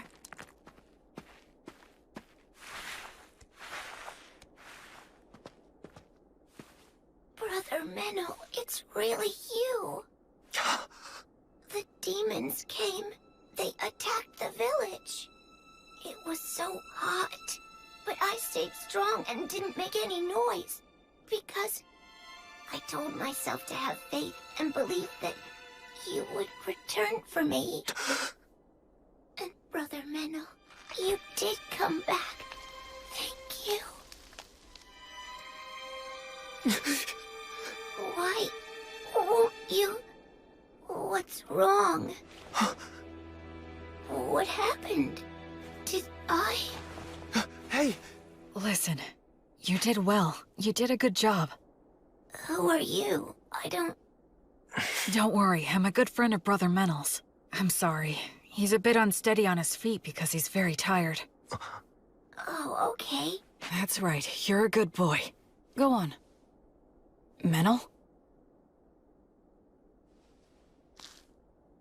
I got here late. Sorry about that. That's alright. It's fine. You must be tired. You should rest. Yeah, you're right. I do feel kinda sleepy. Sweet dreams, little one. Goddess of Light, Gracefiel. Grant him some peace.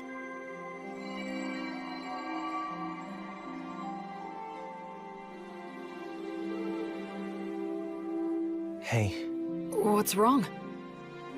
I'm really sorry. Sorry for what? I underestimated you. I thought you were just some rich boy who happened to earn a god's protection and got cocky, spouting mindless cliches. Anyway, I'm sorry. Don't worry about it. There was still a distinct look of pain on his face, but Menel also had the faintest of smiles.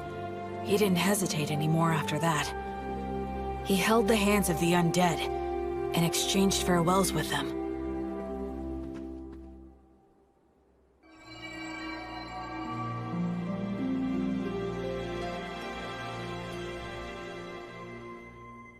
I think we checked all of the major locations.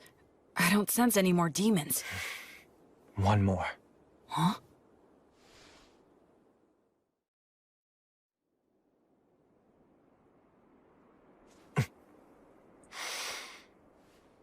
Hey! You in there, old Marple? Huh? Whose voice is that? Oh, look, it's you, Menel. This ghost is close to the highest rank. Her soul must be extremely tough.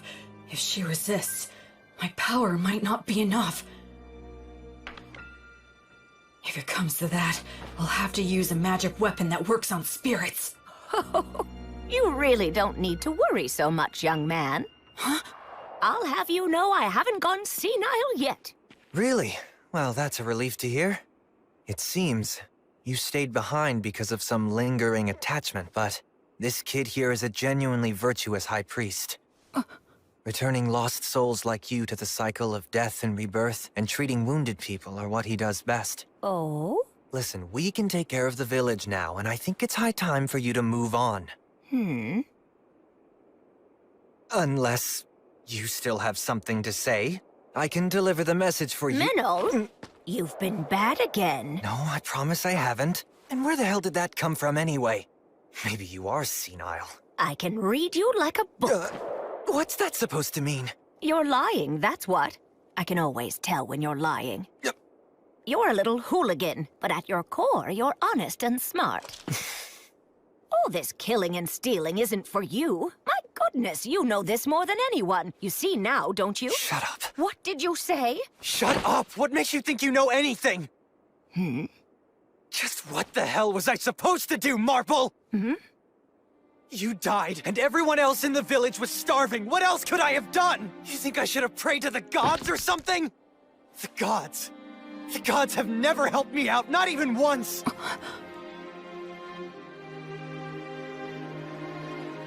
Damn it! Damn it! Damn it! Damn it! Damn it!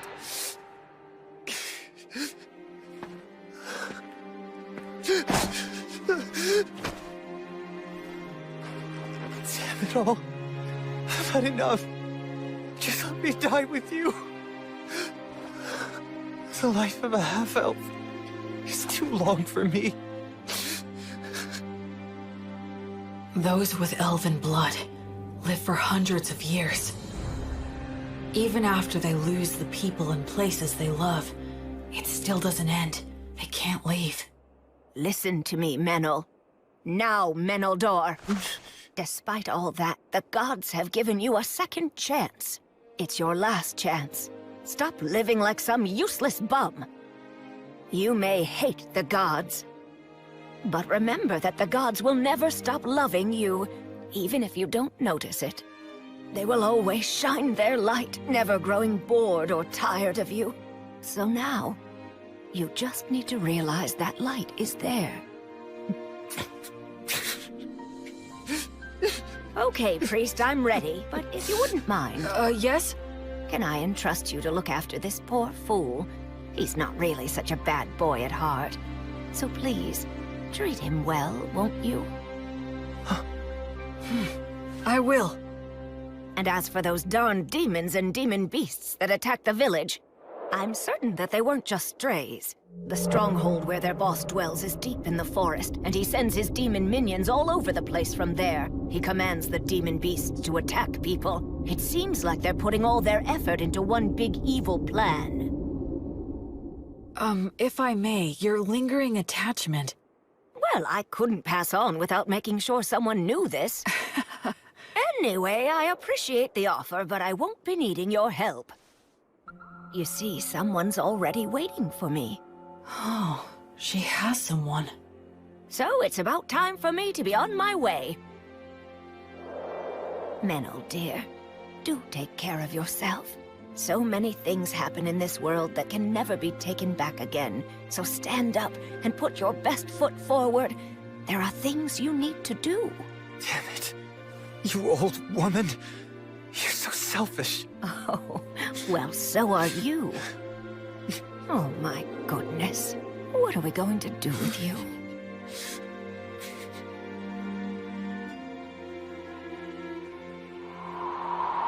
Well, I'll leave the rest in your hands. Of course. You can count on me.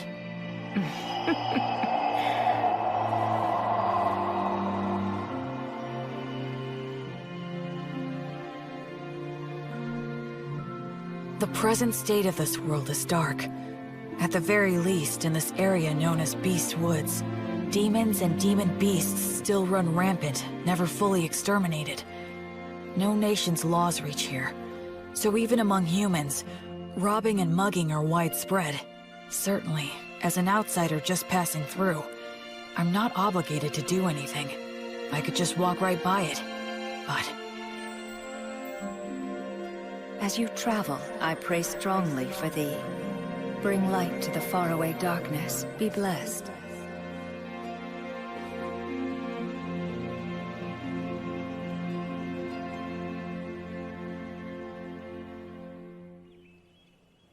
A few days later, the villagers returned.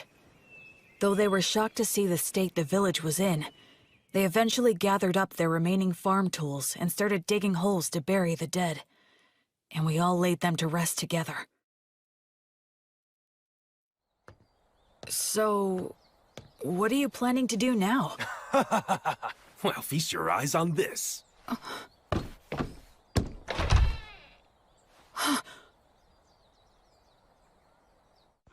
Just for tonight, we're throwing a bit of a party to mark our return to our village and honor our fallen. And since you're the savior who got our village back for us, we would be honored if you could join us this evening. I'd be glad to. Oh boy.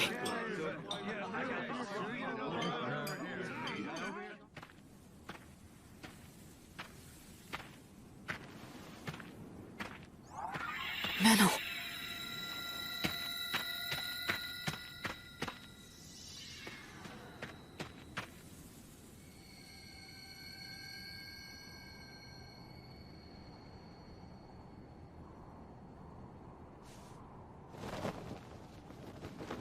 Hey. That's a beautiful view. Looks are deceiving. Those ruins are actually an undead nest. Countless adventurers have gone in, but none have ever come back.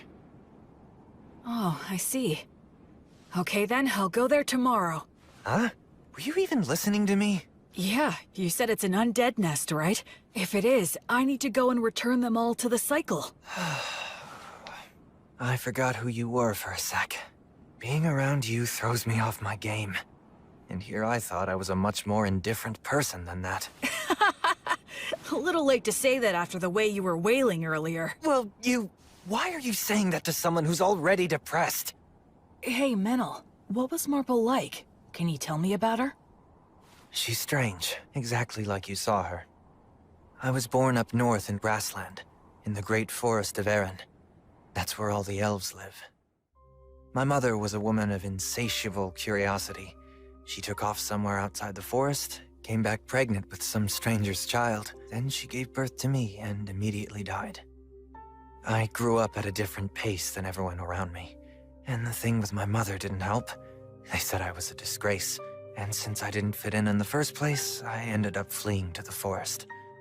Of course, the world outside was no paradise either. But luckily for me, I could use a bow and arrow as well as knives. And I could see fairies. When I ran into enemies that wanted to eat me, I had the skills to kill them instead. If I didn't, most likely I'd be prostituting myself out in some back alley. You do have a pretty face. What's that? Nothing. Go on. Anyway, I became an adventurer and slowly made my way to Southmark, where there were a lot of old ruins still. But a member of my party betrayed me in a fight over the loot we found amongst the ruins. He poisoned my food and I nearly died. I killed him with my own hands. But all of them except me died anyway. I didn't even know where I was wandering off to. It was near that village that I finally passed out.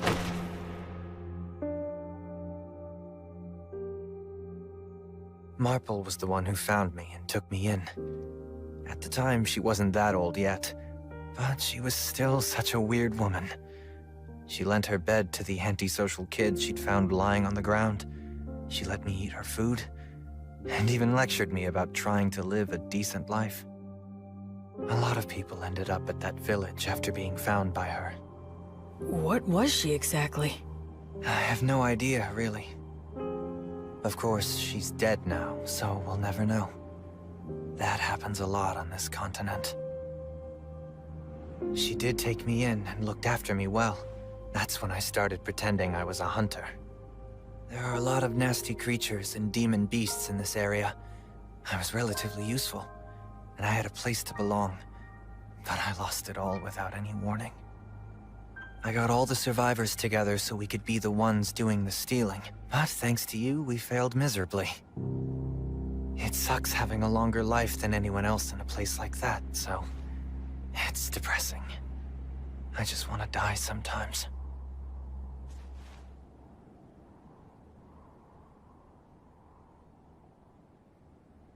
Well, I suppose I'll get back on my own 2 feet soon enough. Huh? What? Stop making faces at me. Huh? Just saying that there's a huge difference between your priest self and your normal self, huh? What? So Will, priest of the goddess of divine light, I'm grateful to you. You stopped me before I could do something irreversible, and you saved the people of the village. Hence, I'm asking to receive the light of the goddess through you. Do you accept what I ask? I will act as the medium. You can form a bond with my goddess. I will pray for you. May the divine goddess of light, Gracefiel, hereby love you, illuminate you, and always walk by your side in your travels. To my guardian deity, I swear to live my life honorably. Please shine your light upon my path. Help me atone for my sins. There'll be tough times ahead, and I might want to die now and then. But I'm not gonna stay down. I'll put my best foot forward, like the old woman said. Menel, you're really strong. It's amazing. I admire you. Come on, stop being gross. Between the two of us, you're the strong one. Where exactly does your power come from? I'm not strong. I just lucked out and happened to get amazing teachers in my life, that's all. Well, I'm not going to meddle. Anyway, ready to head back? Mm-hmm.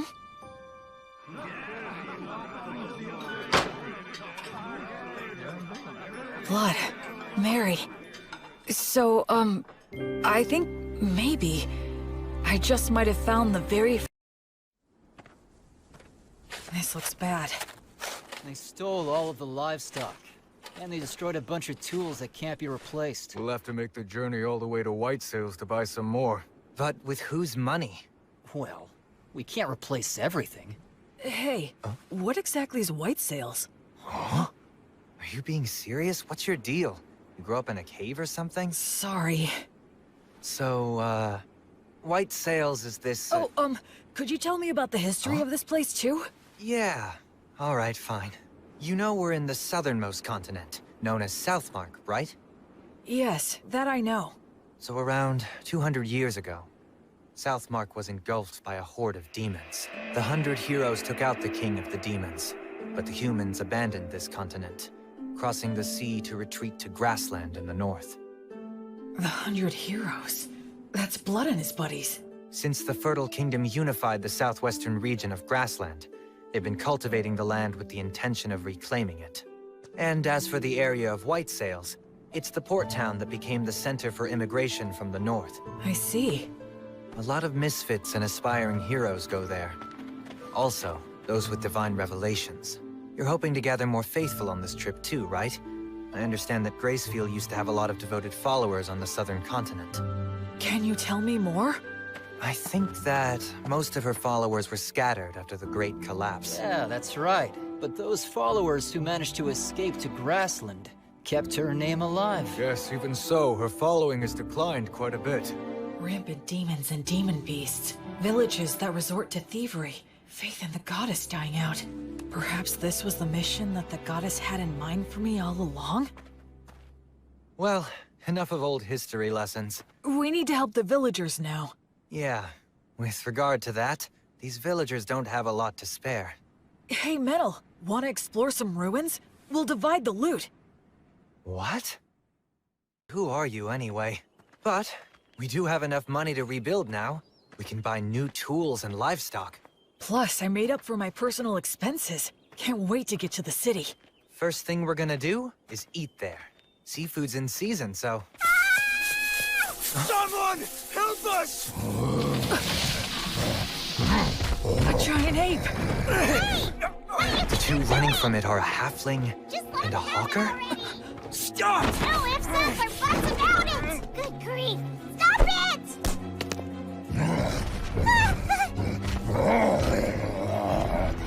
Yeah. Who are you? When is this dangerous? Blood told me that when facing a wild animal, the moment you break eye contact, you lose. Well then, come at me if you're going to. We can do a little wrestling.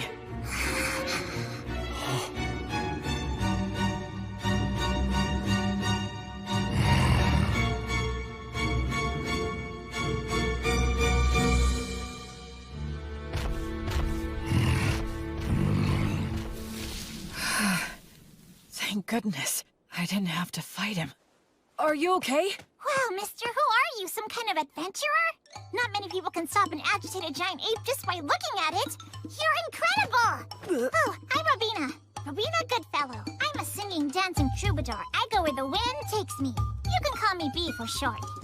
And that dork over there is Antonio the Hawker. I call him Tonio. The company he worked for went under, so now he passes himself off as a hawker on remote country roads. Sometimes it's hard to get a word in edgewise. We were just on our way back to White Sails, which is my home base. White Sails, huh? Boy, you really saved our hides. Thank you very much.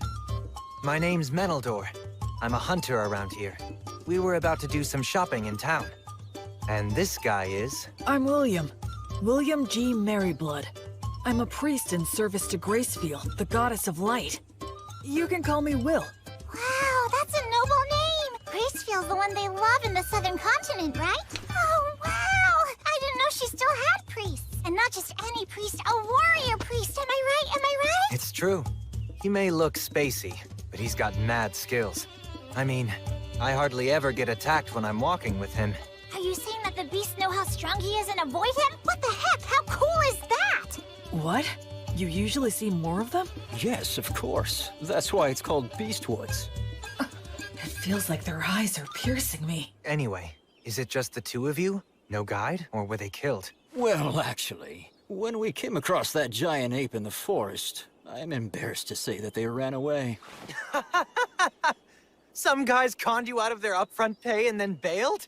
You need to get way more savvy about people, Mr. Peddler Guy. I'm rather ashamed. And they made a big old racket when they ran too. It was really nuts. Giant apes don't even normally attack. They just look scary. They both lost their guides? So now what are you two gonna do? We'd be more than happy to take you with us if you want. We'll just say you owe us one. I'll do the deal-making, not you. So, we'll owe you one of what? We want to buy livestock, and some other stuff in White Sails. Ah, I get it. If that's what you want, then I'd be glad to help. I can introduce you to a dealer that I know. We appreciate it. And sorry for butting in. This guy has no idea how the world works. So were you really born as a true noble? He has that air about him, like he's pure and untainted. Nah. If I told you about my origins, I suspect you'd have a hard time even believing me. You mean you're of such noble birth that you can't talk about your family? And a priest to an unsung god, too! Wow, that's fantastic! My poetic heart is bursting with inspiration! Wait. No matter what I say next, it'll probably only make it worse. Now what? Okay, it's settled. Let's get moving. Yup, time's a-wasting!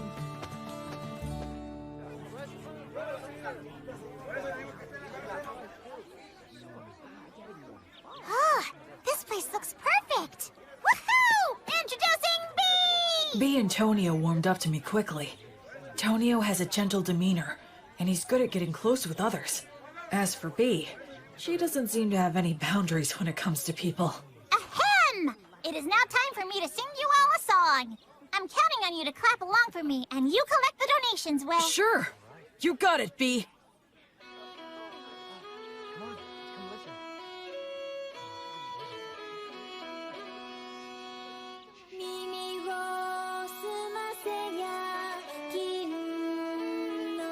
It's amazing. Every time we walk into a village, she lures everyone in. It's really impressive. She never gets tired. Very well. Right here. They make a good combo for doing business. Huh? A lot of hawkers use high-pressure tactics or even petty thievery to make their cut. I see. I guess it's true about him working for a company. Hey, Will. Oh? Excuse me, I'd like to ask you something. Sure, what is it? Well, this is my question. Can the blessing you invoke heal sickness and injury? Yes, it can. I see. Then I have a proposal for you. Huh? Goddess of Light. You're as good as new. Oh, wow. Thank you. I'm so grateful. How much do I owe you? Oh, don't worry about that. Offer your thanks to Gracefeel. And if Tonio has anything you like, please purchase something from him. I'm a priest who is still just in training. Yes, okay. Thank you so much. Let's get something to celebrate your recovery. How about this hairband? So B attracts the people, Will offers his healing, and both bring him some business. Smart guy. Tonio's pretty cool. Yeah, I think this will help with the return of the Goddess of Light. Your power is damn impressive, though. Well, the blessing is a rewrite of reality through the sublime power of a god. That's how it can heal a wound as if it had never happened. Huh. I'm only borrowing this power from the goddess. I have to be careful not to mistake it for my own power. What? Still in training, huh? Well, I really am still in training. Will? Done with your free treatments? Oh, yeah. Then come with me. Huh? There's a party to celebrate everyone's recovery. Right now? If they're at a party, she can sing again, and he can sell more of his goods. He's a sharp salesman. We continued to pass through several villages, earning money in the same way, as we made our way north for a couple of weeks. Then we emerged onto Wheat Road. Let's sleep over there tonight. Man, you guys went too crazy. It's already dark. Sorry about that. Whee! I'm in such a good mood today, I'm going to give you all a free performance. Wow, how generous of you. Now, wonder what I should sing. I think Ray Stop the Penetrator is epic, but it's way overdone these days. I know! The 3 heroes from the killing of the High King. It's a really good one. It's got the Wandering Sage, War Ogre, and the beloved daughter of Mater. Ah, that sounds great. Now that's a solid pick. Actually, I haven't performed it in quite a while. Hey, what's wrong, Will? Oh, it's nothing. Go for it. I'd love to hear you sing. Great, you just said the magic words. Without further ado, then. Time rolls on. Or perhaps it's us that's marching on. Be it the strong and sturdy warrior, the bright sage, or the holy woman. So their names really are remembered. But their ashes and their names remain. This is precisely why their song must be lifted up high. So their good deeds live on, and their heroic names resound throughout the world. I sing this night of the Wyvern Killer, just one of the many fearless adventures of the three heroes. Keep quiet now and listen to this tale, one and all.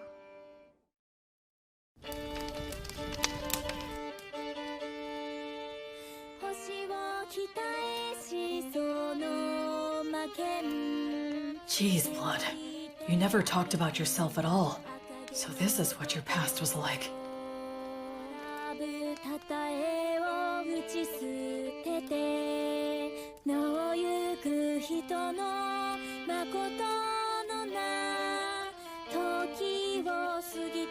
I guess no one knows Gus's real name was Augustus.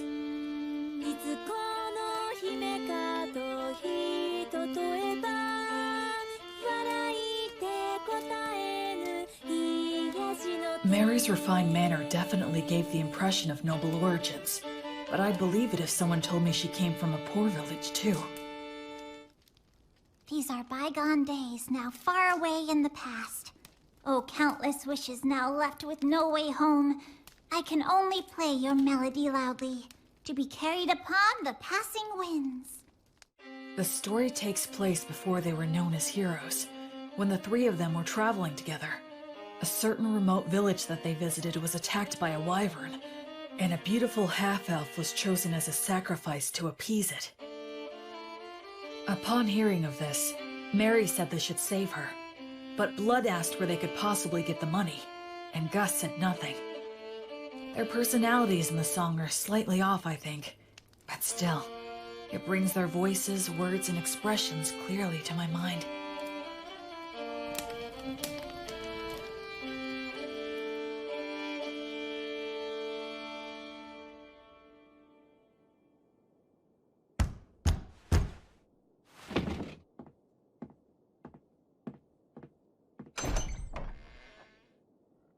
Who might you be? You think we're gonna take on a wyvern for that amount?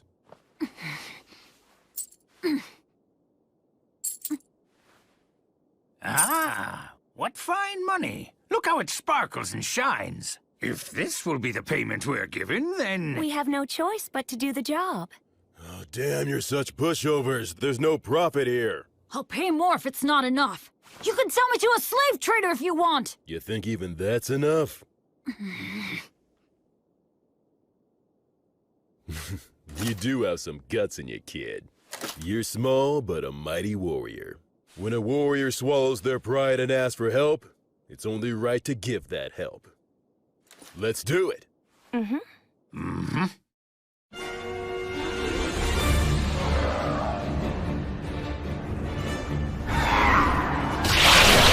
Ligatur! Nodus! Obligatio!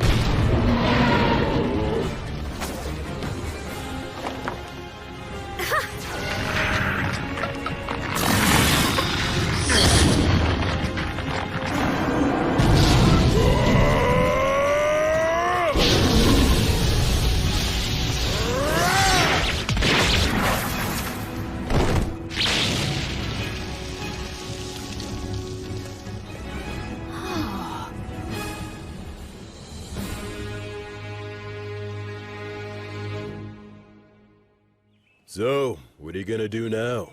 Neither one of you can stay in that village anymore. We'll manage. Then take this with you. Old Gus here carved words on it. It'll serve you better than some cheap good luck charm. You certainly can't be a warrior if you don't have at least one dagger with you. Please, take this as well. Take care of yourselves, and be good to one another. You will face many difficulties, but never forget the value of perseverance. But this is more than what I paid you. We can't accept it. Ha! Who said we're giving it to you? It's an investment, merely a loan. A loan? Listen, you two must live the best you can and build up fame and fortune for yourselves. If your names reach our ears someday, well then, we will come to collect what we've lent you, plus interest. In case that should ever happen, I will leave you with my real name. It'll be our password, too. So listen well. Thus, the boy and girl learned the true name of the Wandering Sage, known to no one else in the world today. Hand in hand, the boy and girl began to make their way to the city, while the three heroes walked back down the road in search of bold and thrilling new adventures. That's the end of this sweet song. But there's a follow-up to the story. Count Dagger of the Fertile Kingdom, his actual surname was Wizard's Dagger. To this day, an elderly half-elf woman still waits at his mansion. Does that mean? She believes someone who knows the sage's true name will hopefully come to her one day, so that she can return what he lent to her, along with what he lent to her husband. She plans to offer her thanks to him when that day comes. That's what this story's about. A story of three great heroes that still echoes to this day. What's wrong? Will, are you crying? No, I'm not. I'm not crying. Aw, come on now. It must have been Bee's great storytelling that moved you to tears, huh? No, it's not that. I promise you. Don't be shy. There are still so many people in this world who fondly remember the three of you. There always were. That makes me happy beyond words.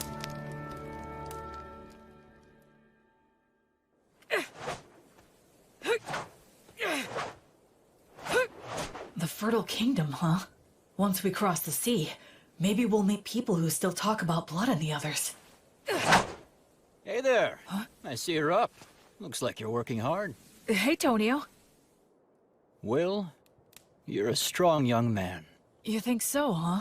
In looking at you, it's become clear to me that your movements have been refined many times over. But, then again, maybe you don't want to hear that from a guy who got conned by phony adventures. In any case, it's obvious that you're used to handling that fine dwarven spear. And those who can handle that masterpiece have to be a master themselves. But there is one thing I don't understand. Something you don't understand? I'm curious to know what it is that you desire. Why are you asking me this? Well, because I'm a merchant. It's my job. I move product and grant people's wishes for fair wages. Satisfaction is a merchant's specialty. You are quite a mystery to me. I can honestly say that I have never met anyone like you before. You are strong and you have courage. You're educated and have good manners. And you're not hurting for money. But you're not really like a noble. You're more like a holy knight that I've only heard stories about. And so, that's the reason I decided to ask you directly. What is it that you as an individual desire in life? Or is it that you're strictly a representative for your divine goddess of light? I had a happy little life up until now, but I lost it shortly before I set out on my own. I gained the divine protection of the goddess of light in its place. There's still so much stuff that I don't know about in this world. And so, I'd like to start learning about it. I'm sure that in the process of learning, I'll naturally find out what it is I want. Oh, I'd like to have friends and companions, I guess. Is Menel not someone you'd call a friend? Well, actually, I think he and I get along fairly well, but he seems hesitant to acknowledge me as his friend. He only ever calls me priest, like he has to put me on a pedestal or something. Yeah, having friends is important to me. Yes, I understand. Then perhaps I will nominate myself to be in third place position. Huh? Because I'm sure Menel and Robina would be mad if I jumped in line ahead of them. The very thought scares me. Oh. Well, shall we get some water and start preparing breakfast for everyone? Yep. Okay, here you go. Wow, so good! It really is. You're a fantastic cook, Tonio. He sure is. Honestly, it's one of the only reasons I travel with him. We're eating a lot better now, thanks to Tonio's good cooking. That's right, you can't cook to save your life. Well, it's just that... Hey, Menel, your cooking isn't all that hot either. What? You ate it. Well, we always get good bread from Will at lunchtime. Isn't that so cool? He prays and it suddenly appears. I'd prefer to stop as little as possible. I'm grateful to have food I can eat as I walk. Cool. Let's get ready to leave as soon as we're done eating. Yeah. You ask when we shall return home, but there's no way of knowing when we shall return home. By the way, what's been going on at White Sails lately? I've been holed up in Beastwoods for a while now. I haven't been there in an age. Well, a new ruler has taken over the Fertile Kingdom. So Egbert II is... He's now called Egbert the Bold. He wasn't a half-bad king, you know. I see. So he's dead. Yes, but there's a bit of a problem. His legitimate heir, Prince Owen, succeeded him, but he's no King Egbert, and several lords are suggesting that now is the time to advance to the south. That sounds kind of bad. Luckily, this hasn't had any significant effect on Southmark yet. The king's brother was dispatched to White Sails, and he is a remarkably wise man. The Crown Prince, Ethelbald Rex Fertile. He comes from a different mother than King Owen, but he excels with both the pen and the sword like his father. Because of Prince Ethel's quality leadership, the government of White Sails can continue to run. Sounds like a complicated situation. Will! Come on, this way! You've never been here before, right? There, look! The city. Just one symbol of what Blood, Mary, and Gus gave their lives to protect. It's nice to finally see it. What do you think, Will? That's White Sails!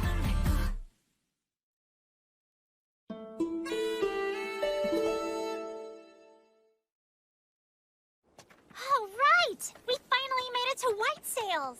Haven't been here in a while. What do you think? It's amazing. Reinspection or toll? That's right. It's the policy of the city's ruler, His Highness Ethel. Goods enter the city by boat in tremendous amounts, and then they're distributed throughout Southmark by land and water. Wouldn't that mean a massive amount of goods pass through here then? Yes, and if all of them are checked at the gate, it would be a hotbed for the smuggling of both goods and people. Oh, I see. So, Ethel imposed docking fees for ships and rental fees for companies setting up shop here to make money for the city, keeping the movement of people and goods as unrestricted as possible. Oh. It seems like the economy is their top priority. It's a very advanced city with a real sense of freedom. Quit talking about all that boring stuff. It's Will's first time here. Let's have fun. Come on, this way. Will, this is the city's biggest market. Wow, real people. That surprises you? Oh, look! So beautiful. All this jewelry is in style right now. In style? Yeah, you betcha. They have the latest styles here? That means these people are doing well enough to contemplate things like fashion. It's just one shock after another in this city. Is that... Yeah, that's a street light. Street light? You don't know what those are? Gosh, you're behind the times. Every evening, the apprentices come out. They're from the Academy of Sages, and they light up all the posts which have the words of light engraved on them. So the people here have light even at night. This assignment serves as training for apprentice sorcerers, and they can earn a little pocket money as well. That operation over there is also a large source of income for apprentice sorcerers. What is it? Oh, come on, Will. Even you have to know what that is. It's the public bathhouse, Balnea. Balnea? Huh? What's wrong? A public bathhouse? They have baths here? The water's so clean, you can see right through it. Oh yes, so that's an effect of the words of purification. Instead of the massive amounts of fuel it would take to heat the baths, they can use words of heat. That's amazing. So it's less like a bath, and more like a sauna and a cold water pool. But still, it's incredible. The breeze feels so nice. I use words of purification to keep up good hygiene on the road, but it's great to have an actual bath. Boy, it feels good to have a bath after so long. That's for sure. I just hope things don't get all messy again now. What are we gonna do next? One of the best things ever! I'm always so hungry after a bath. You two must have been super starving, huh? The food is quite good here. Agreed. I think could have used a little more broth, though. It's absorbed the flavor of the fish so well, and the saltiness is just right. I haven't eaten anything like this since I left the temple. It tastes like civilization. All these dishes are so delicious, I can't remember what we were talking about. This is also delicious. Excuse me, could I get a refill? For me too. Coming right up. When we're done eating here, we can head over to the temple. Will, since you're a priest, you need to pay your respects, right? Oh, yes, you're right.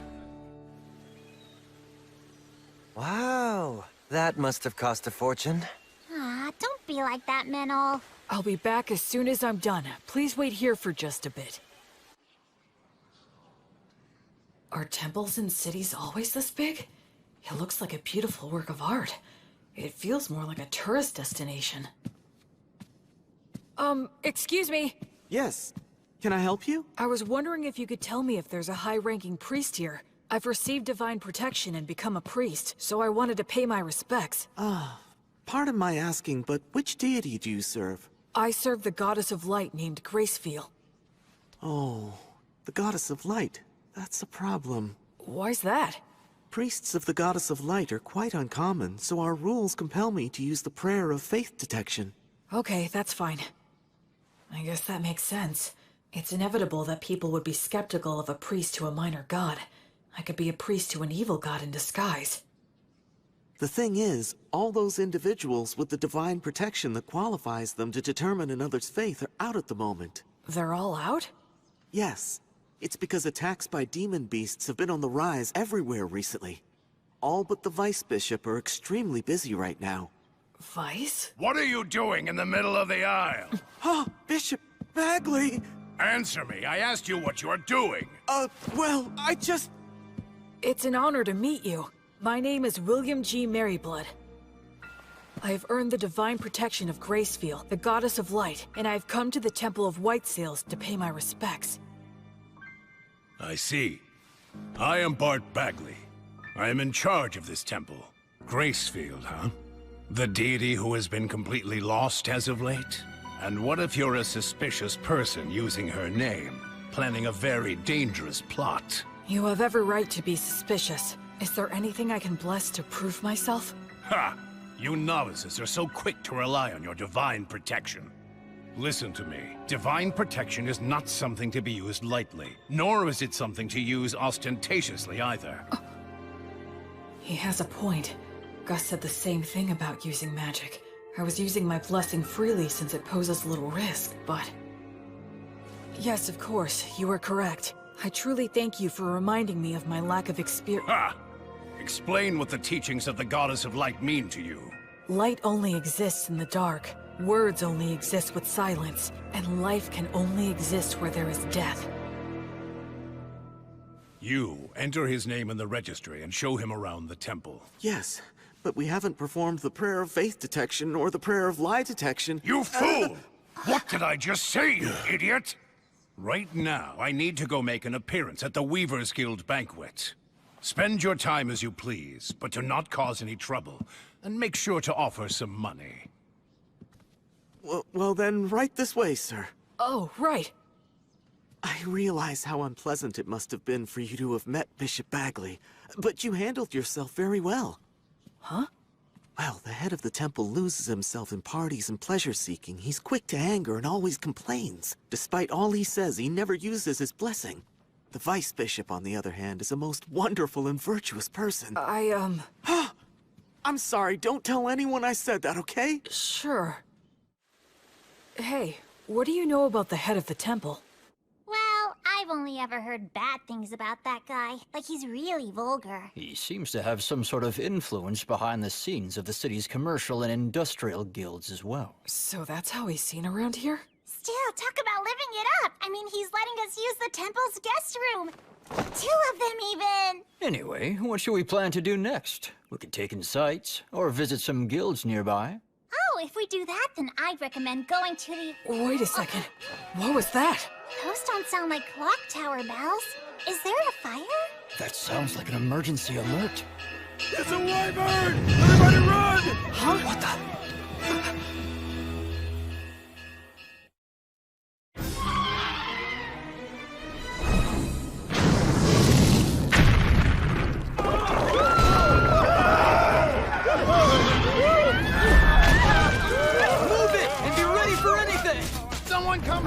He's pinned under rubble! What's going on? Stop pushing! Where is my child? Oh, gods.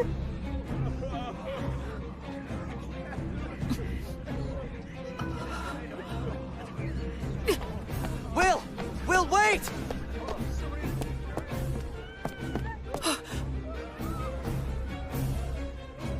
Why is a wyvern here? Fire! He said all the high-ranking clergy are out right now.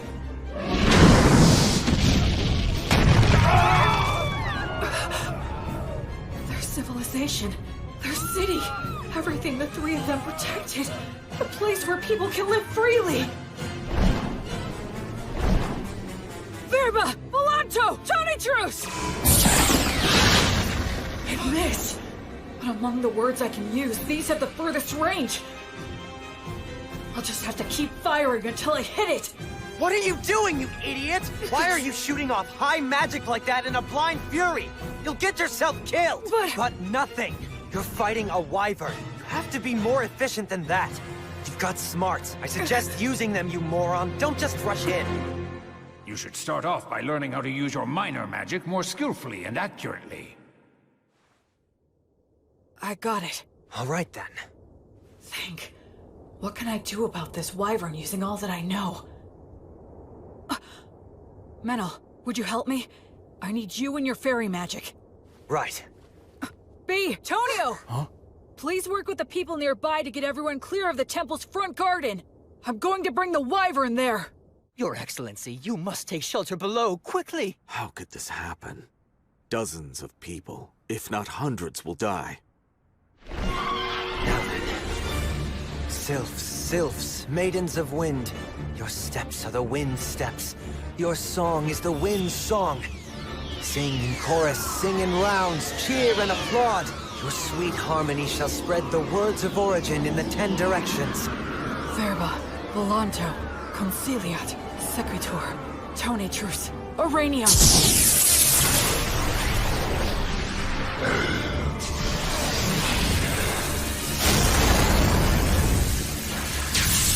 Is that magic? There's a fairy user too? Oh man, are we lucky. We've got this, we can do it, hurry!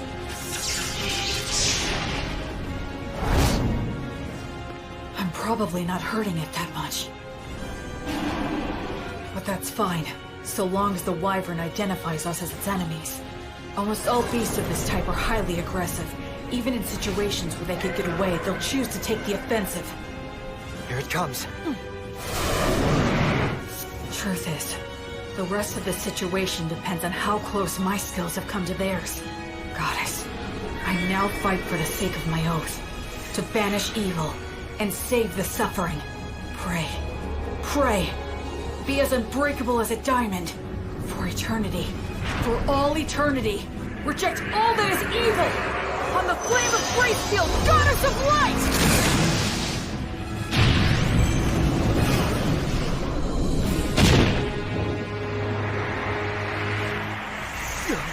What the heck is that stuff?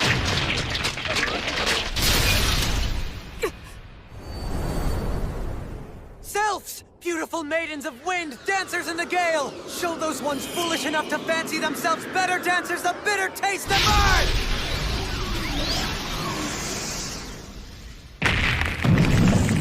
Ligator! Notice! Obligatio! It's bound up. No, it's trying to tear them off!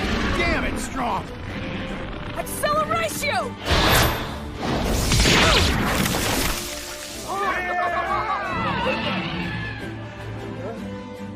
Unbelievable! That didn't finish it off. Run! It's gonna use its breath! There's still people back there. What do I do? What can I do? Go get him! Acceleratio! If you're stuck, use your muscles. Be violent. Take him down.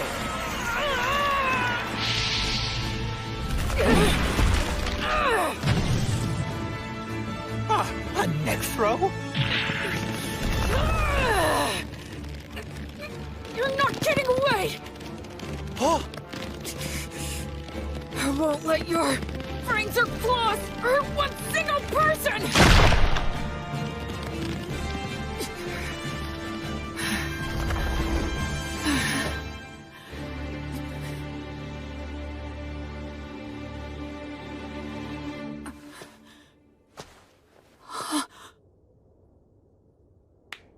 Well done! Excellent work! I praise you and give thanks to all the gods for allowing me to serve a great hero such as yourself. It's the birth of a new wyvern killer! A brand new hero! Sing his praises with your applause! Thank you so much! That was wonderful!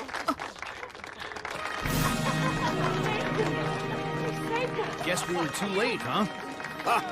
I had no idea so many magic users and a warrior strong enough to kill a wyvern were staying here. It is truly divine providence.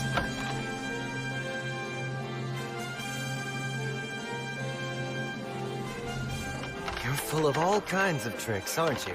You're surprised? I'm used to your crazy antics by now. All I could think of was how inexperienced I am. Huh? It was great for a first attempt, and I was just lucky to land a surprise attack. But what was that black miasma stuff around it? Hey, you brought down a real monster. Reflect all you want, but be happy. It's hard for me to be happy if you're not happy. When he puts it that way, there's a lot I could have done better. But now I'm a wyvern killer like the three of them. And that does make me happy. Yeah. Menel, thank you. I owe it all to you. Yeah, we did it. Come on, you know damn well it was almost all your doing, you idiot. Is the wyvern killer here? Yes, that's me. How can I help you? Please, come with me, quickly. His Excellency, the Crown Prince, wishes to see you right away. Welcome to my mansion. You're a great hero. So, this is the Crown Prince of the Fertile Kingdom, the Lord of White Sails, and the ruler of Southmark. It's more than I deserve to stand here in front of you, Your Highness. I came immediately when I heard your request. My name is William G. Merryblood. Oh, you are well versed in the old etiquette. I assume you are of high birth, correct? No, if Your Highness could please refrain from asking about my origins. That must be some story. So be it then. Please, have a seat. Thank you.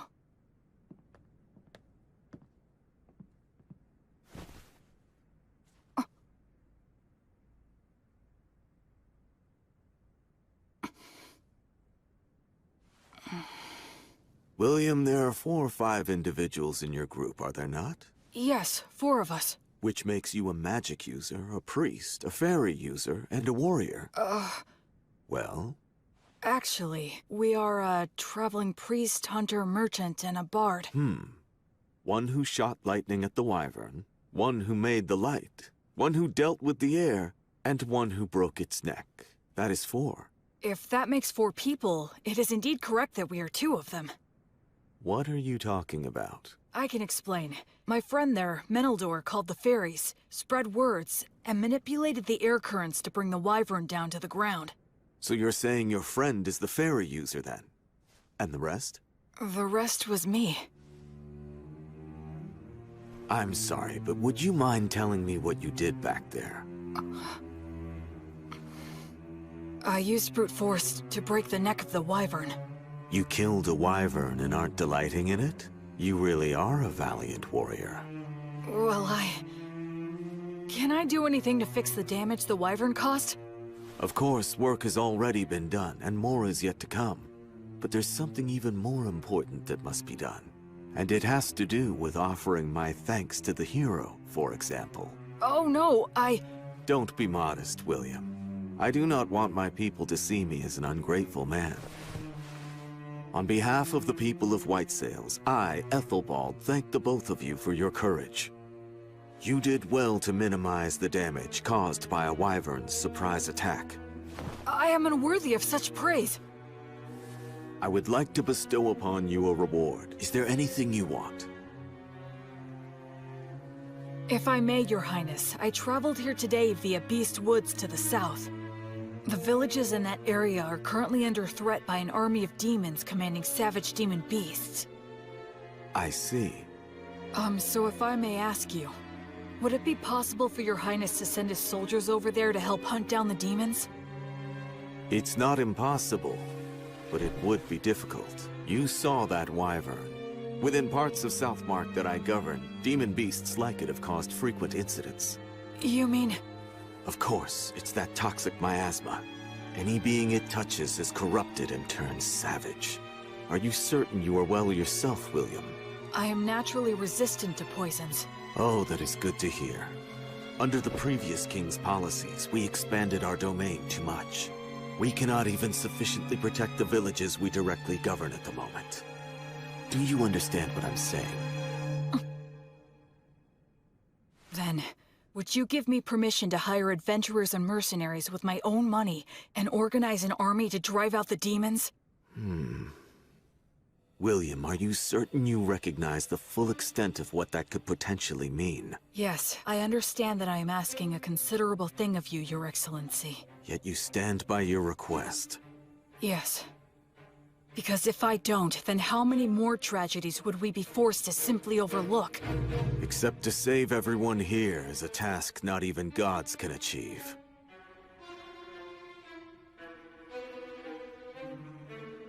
Honestly, if only you were some nameless man making this audacious request of me. You are right.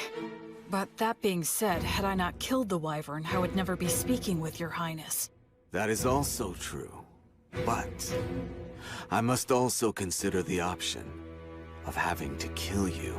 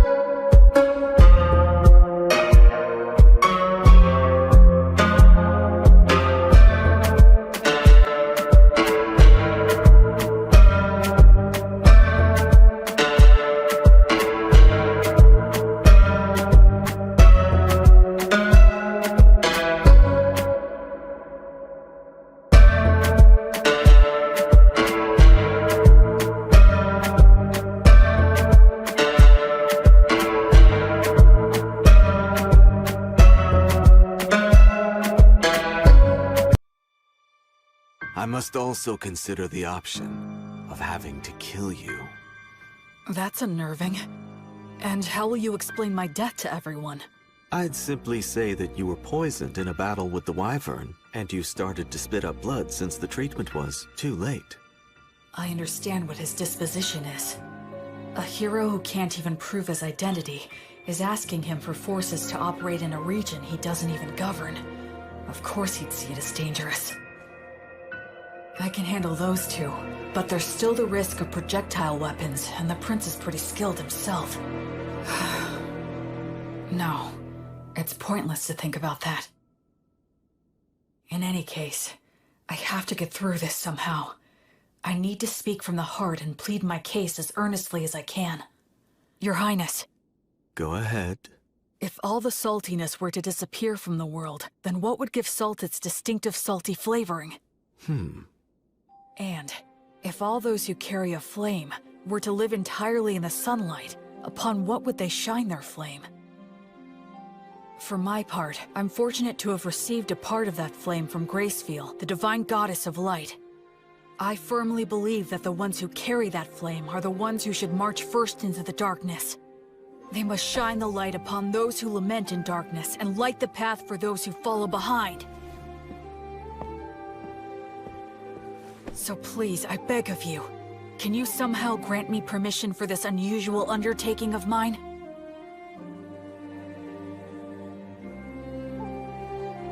Young William, this path will only lead to despair. It won't work, and even if it does, you will pay the price. But I have some business with that despair you're speaking about. Oh, really? And what is that? I don't like how its face looks, so I want to go and kick it in as hard as I can.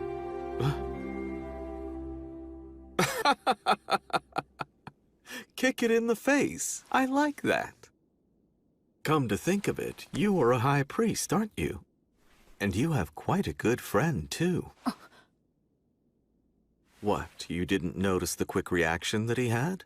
When I said that I was going to kill you, that half-elf over there gave me the most murderous glare I think I've ever seen. What are you talking about? I did that because I thought you were gonna kill me as well. Damn it, don't look so happy. Bishop, please stop. Please wait, Father. This is with a guest at the moment. Stay out of my way. You damned ridiculous fools!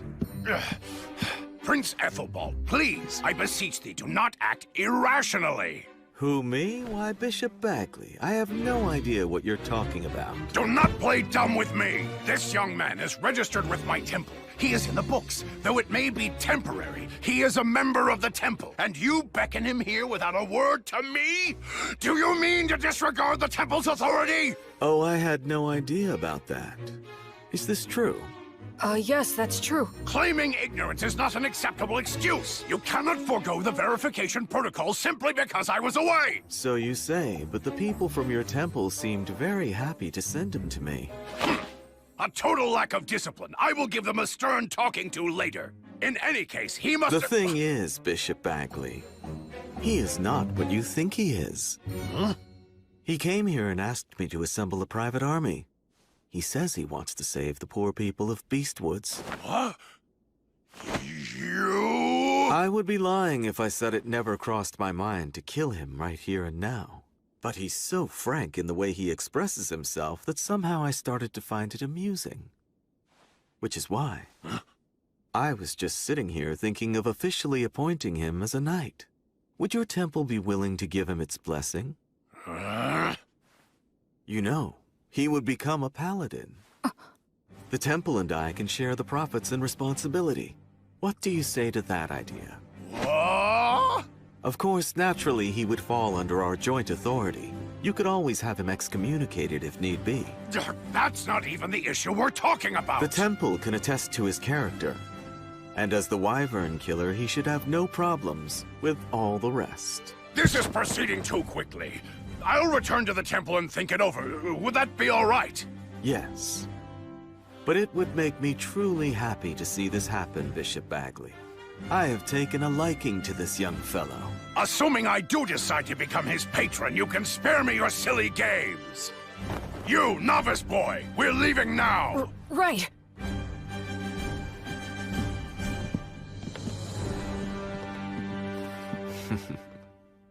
Honestly, what a troublemaker you are. Demanding a private army. What's the old geezer's deal?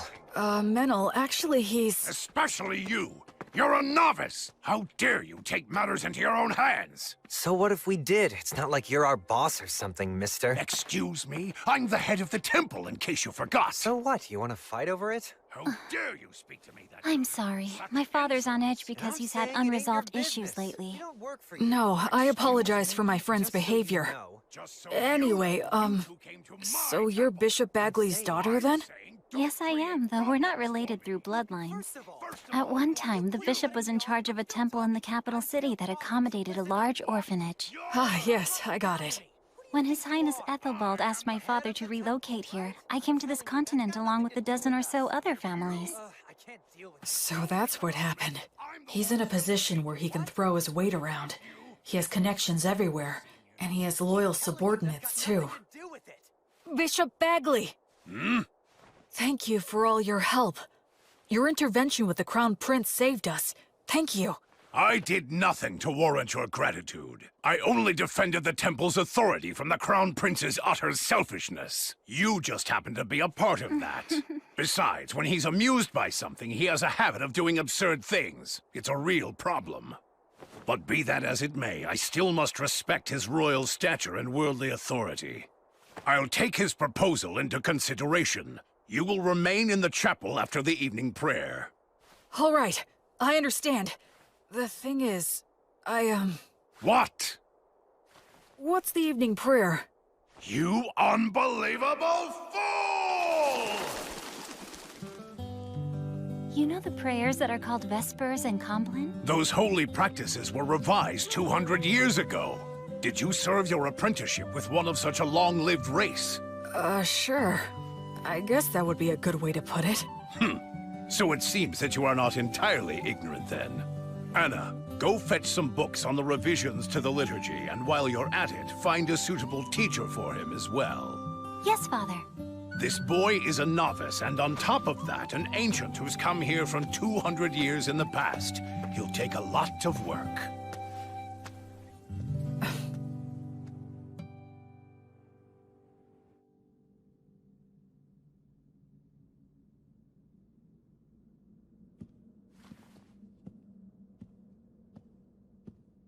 Greetings, Bishop.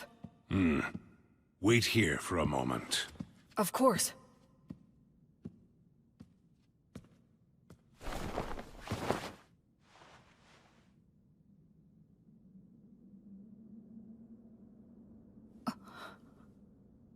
His praying form looks frighteningly masterful.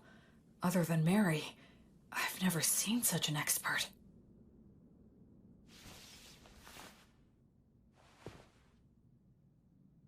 Now then. What is it? As head of the temple, you have earned a high level of divine protection, yes? Equal to my own, if not even higher. The people of the temple told me that you don't use the blessing, and when you pray, either you don't let anyone watch, or you don't apply yourself fully when others are present. Why is that? Ha! Foolish novice. Just what exactly do you think the blessing is? Divine protection from a god. Well then, why did a god bestow divine protection upon you? You think it was to give you special treatment? Not so, correct? To act through you. Understand? It is the god's wish to be able to achieve something great through you. And in order to live up to the god's ideals, we must constantly be in thought about how to use the blessing most wisely. Using it for personal gain will sadly detract from the god's glory. Most of those dimwits fail to understand this point, which is why they will one day lose the blessing. I am the head of the temple. This land is wild, and development on it has barely begun. To secure funding and rights, I must yell and intimidate. To lay the groundwork, I must do favors and use bribery. If I were to use such a high blessing in these circumstances, the people would question why a man like me received divine protection in the first place. Now, youngster, do you think this kind of behavior would contribute to the glory of my guardian deity, Volt? No. Precisely.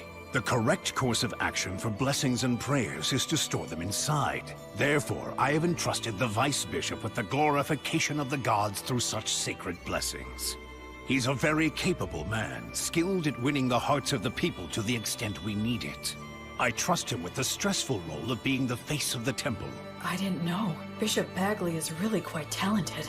He's rude, and he looks like a greedy monk who's always complaining. But he's an amazing man. And what about you? Making a novice who has yet to fully comprehend what the blessing means into a paladin? The Crown Prince always falls in love with his own stupid jokes. Listen, nothing good will come of a novice attempting this, so don't do it. I'd be happy to refuse on your behalf. Even the Crown Prince will drop the idea if I firmly reject it. What do you say? Regardless of what you're proposing here, my goddess still wishes to act through me. You won't change your mind. No, I will not. You're the biggest fool. I agree. What did you swear to the Goddess of Flux? To offer her my life, banish evil, and save the suffering. Rejoice, then. You have got to be one of the most dim-witted of all the dimwits that I have ever seen here. I can send a few men with you, but the rest will be entirely up to you. Thank you very much. I should respect this man, no matter what anyone else says. Welcome! You're really putting those drinks away, mister. Don't go for people who use adventuring as a job. You have to find those who are in it for the glory and prestige. We need real ruffians who will put their lives on the line for the sake of adventure and battle. Right. Just like blood. They have Demon Beast horns and Demon Beast hide? Those are their battle spoils. It's the easiest way to show off their strength. Come on, let's go.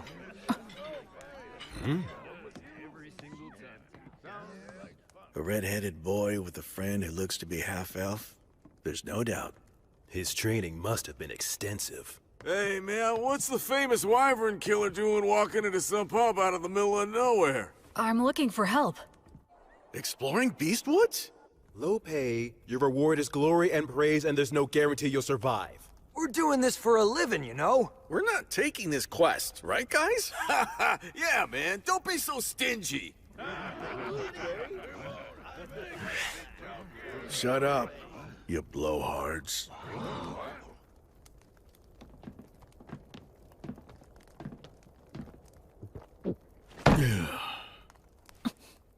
Look at the fingers of a swordsman. You can tell a lot by looking at his hands and whether or not he'll allow any wandering thoughts that prevent him from drawing his weapon. Sounds to me like what you want is a madman, am I right? Not a bunch of blowhards with good manners but no skills, or who picked up the etiquette and patience to do any job, but who are just a bunch of shitheads who have no fear. The worst kind of scumball adventurers who'll risk their lives for the dumbest ideals, right? Yes, that's the reason we've come here. Hey, you hear that? I called it from the start. Bunch of damn lunatics! You ought to buy our drinks for a change! Yeah, that's right! What do you hope to get out of exploring Beastwoods? Where are we going? To the ruins or the forest? We don't deal with small potatoes. We want the demon boss. The leader of the demons running amok in Western Beast Woods. The subordinate demons are thought to command demon beasts. That's a big fish. It is. The location is unclear. Just finding him there will be hell. And we're talking instant death if we're ambushed during the search. That is highly likely. In other words, this is gonna be a nice, fun, stupid little jaunt into the woods.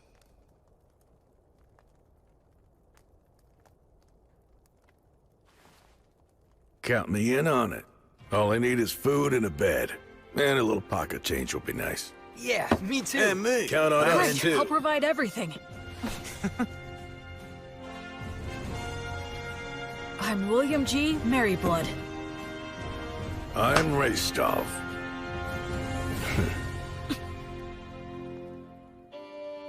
Whence cometh this disciple? To the lost goddess of flux. She who is the brilliant goddess of light? This disciple of It's almost time for the ceremony. I heard they wanted to make this a happy event to give people work who lost their homes and jobs in the Wyvern attack. But Now know the name of the new hero who has appeared in the city of White Sails! That should just about do it. B, could you please not write an epic about my story right in front of me? What? Why shouldn't I? Well, you actually did do all that, so what were you expecting? You're gonna love it because I'm gonna create something grand! I'm afraid to say that this many cows and horses will indeed come at a hefty price. Oh yeah, speaking of which, can you please negotiate a deal for us to get all of the sick and injured ones at a lower price? Huh?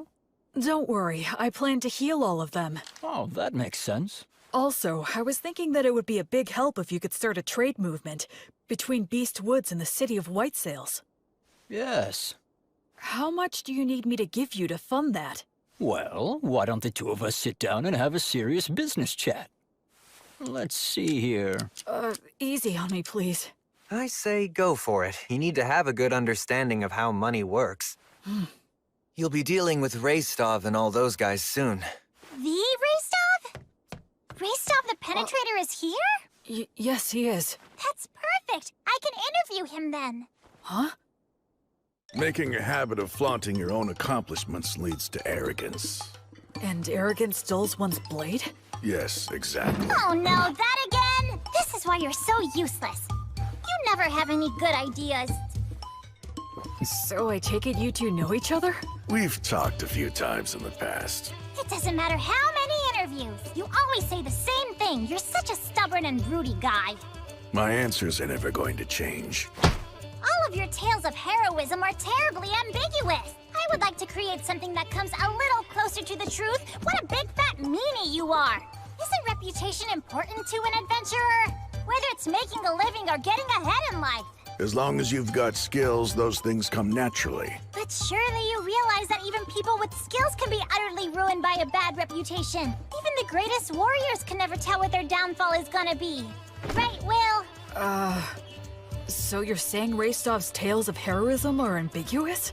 That is exactly right. This guy will accept the job to take down a huge threat, and he'll just wander off and kill it with one fatal stab, and then he'll saunter right back. He rarely works with anyone else, and he works so fast, there's no one who can actually say what happened. And the guy never says no to any job. So the stories get more elaborate? Yep. I try to interview people, but they just fill in the gaps to their own liking. I put in a few things here and there for dramatic effect, but I like to add more truth to my tales.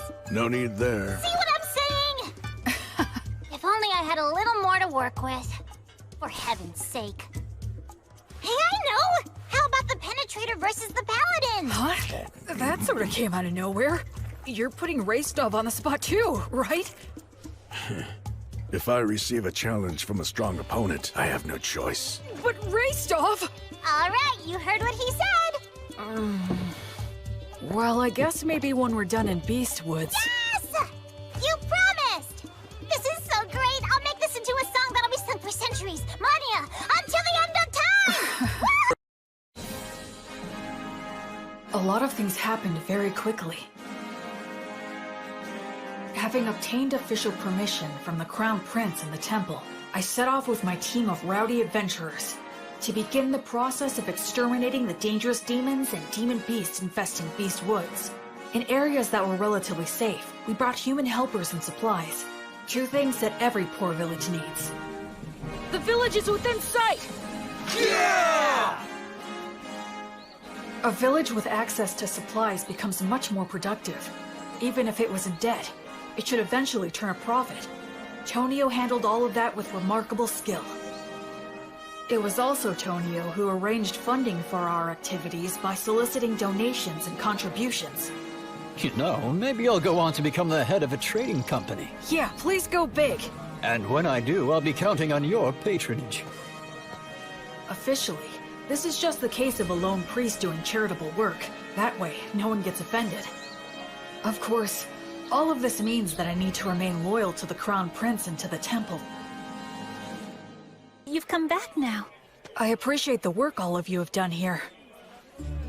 Bishop Bagley agreed to assign a few priests to me, and Anna is included among them. They're all experienced and are able to use the blessing. They're also capable of leading ceremonies such as festivals and funerals. I'm pretty sure that Raystov's party ought to be returning soon as well. Whenever we received reports about demons or demon beasts appearing, Raystov and the other adventurers would head out in a hunting party to pursue them. Incredible! They were all killed with a single fatal blow. No wonder they call him the Penetrator. Can you do this to wyverns too? If one's within my sword's reach. I would intervene in any disputes between villagers and try to help them settle things peacefully. You know, I wasn't really planning on doing all of this. Well, the thing is, once you've done it the first time, then you're kinda stuck. Word of my intervention spread, and I was called to intervene in other villages' disputes. My unexpected role as an arbitrator suddenly gave me a lot more to do. Whenever I had to visit other villages for benevolent purposes like that, or I had a message that I wanted to get out, Bee proved to be a really big help.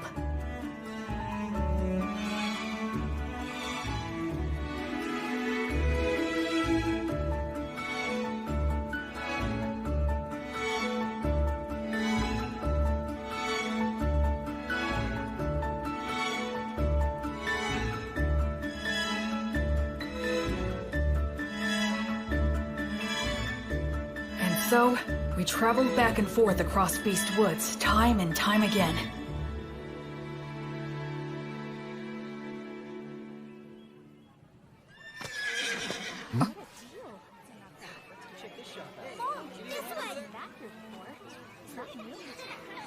The atmosphere's so different now. This whole area has become relatively safe, so it's getting a lot more merchant traffic. A village that once had a dark cloud hanging over it, now full of life and smiles. Gus, I finally understand now. Money is extremely important. Money is what makes the entire world go round. With money, you can solve anything without magic. Buy tools, hire help, and the ability to make a profit is just as important as magic. Everything you taught me was exactly right. Making people smile and giving them hope is more magical than actual magic.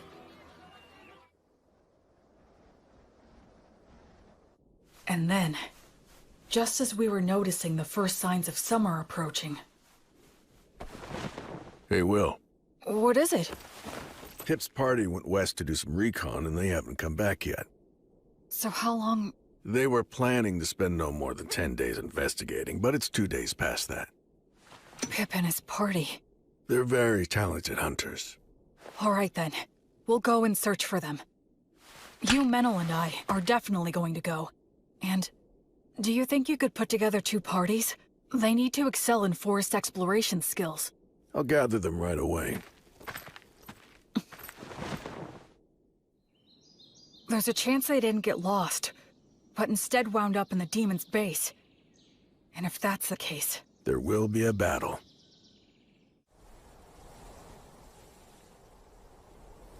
What do you think? Frankly, given the skills Pip and his buddies have, it's hard to believe that they could have just gotten lost. So you believe the demons were probably behind this, then? I think there's a good chance of that.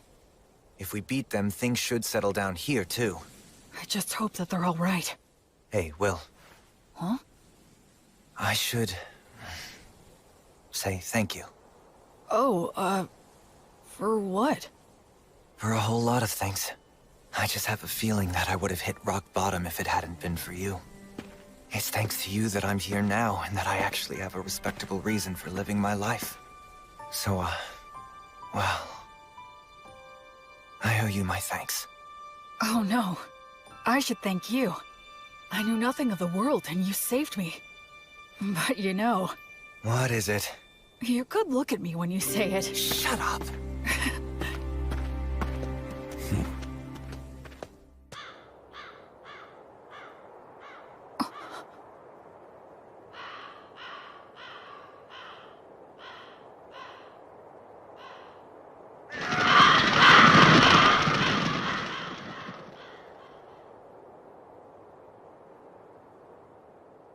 Hey. It's huge. So what made this? I don't know. It looks even bigger than a manticore. Maybe a stray living in the valley? Or, Well, at least they died fighting a big one. Pip, Harvey, and Brennan must have been pretty happy about that, although I guess they had a good reason to be pissed off, too. Yeah, like, we didn't get to kill it. They died a good death, worthy of adventurers. Go on, drink up.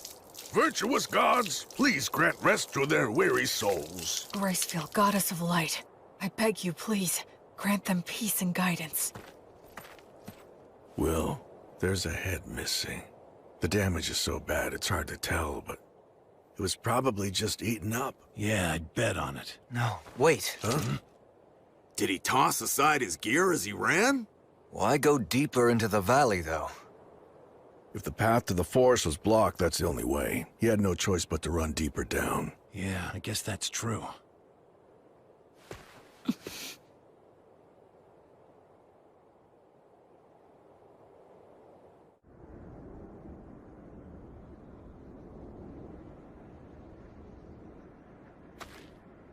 How strange.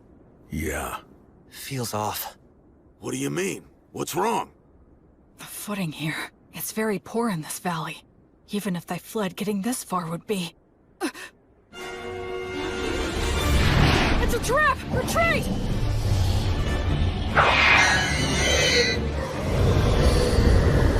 Fall back! Form a shield wall! We have to get past them. It'll be fine. We should be able to handle these guys. Hey, Metal! Yeah, what? I'll help us with magic and the blessing. Goddess of Flux, repel the poisons that rain down upon us. Fortis, Vita, Ut, Omnis. Appreciate it. Yeah, thank you. Gnomes, oh gnomes, guardians of treasure, guard us against our foes. Sylphs, maidens of the winds, send a gale of protection for these warriors. Nice! All right. These beasts may think they've trapped us, but now let's show them which one of us is truly the prey that's going to be hunted down.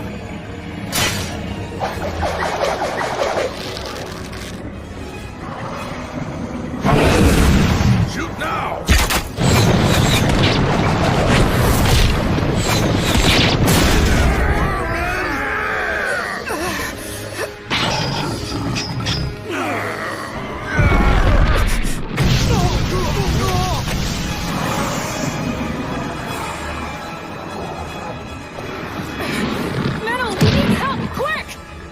Gnomes, gather to us! Build a fortress! Surround us with fences! If you can just buy me some time!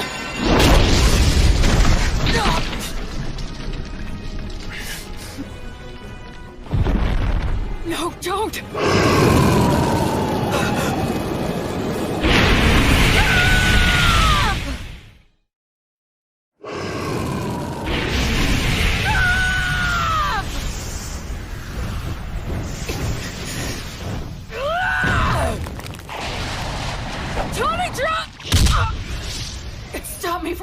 My words! What happened? Misfire? Why? Everything was going so well up till now. And yet, where did I... What did I do wrong?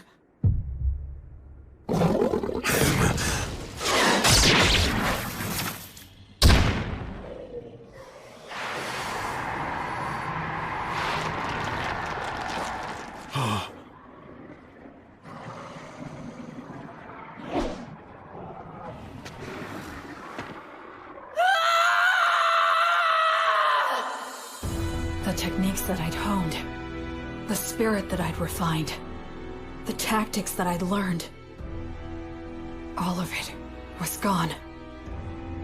All I could rely on was blind fury and the abilities of my demon blade. As I hacked away at the enemy again and again, it was an ugly, unsightly battle that just made me want to cry.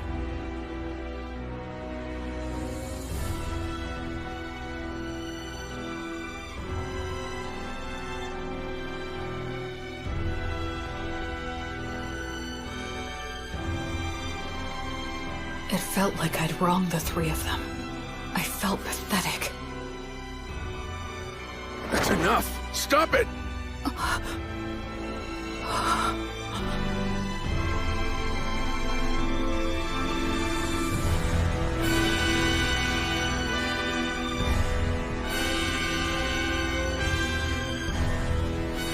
Go! Quick! He'll Menildor! He'll die! Menel!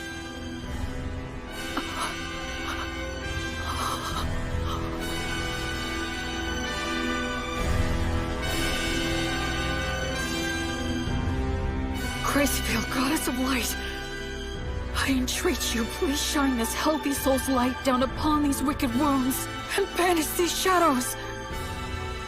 Please, please just open your eyes. No, don't go. No, please don't leave me. My head feels fuzzy. Is it 'cause I used the Demon Blade's power? But I have to heal Menel. William! Snap out of it!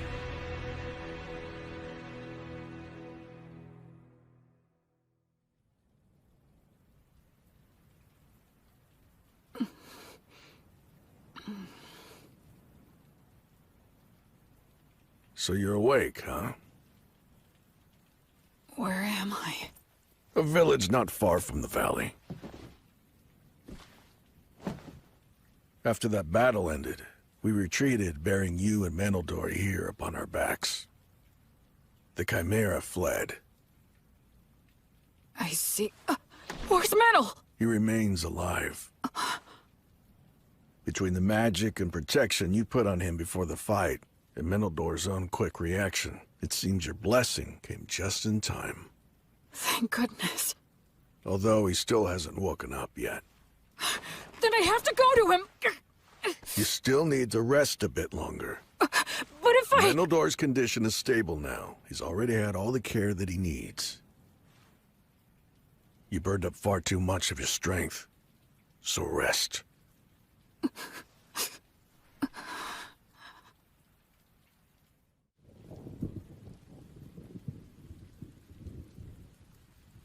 Where did I screw up? When I left Menel to handle the Chimera? No. Given the circumstances, I had no other choice. So when was it?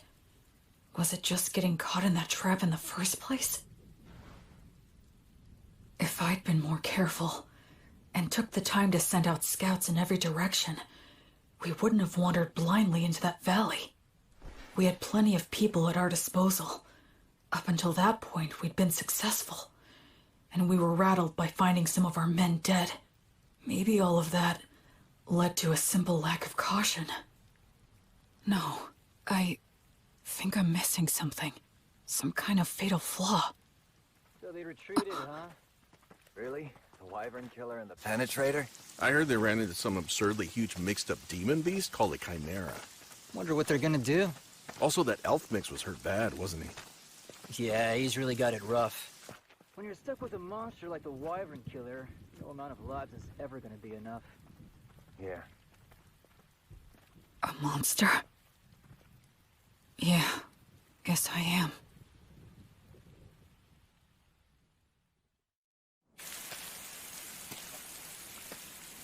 It wasn't my battle tactics that were wrong. It was my estimation of our strength. I put my trust in Menel. I just believed that he'd always have my back. That he could keep any enemy in check for me, no matter what. I thought he could handle that much, but... I ended up coming extremely close to getting Menel killed out there. I just decided on my own that he was my friend. And in my innocent naivete, without even thinking, I set him up to face dangers that he wasn't ready for. Hey, Will, over here! B. Antonio. We got your message and rushed right over. And also, Anna will be coming and is due to arrive here with the priests later on. I see. Hey, Will, know what?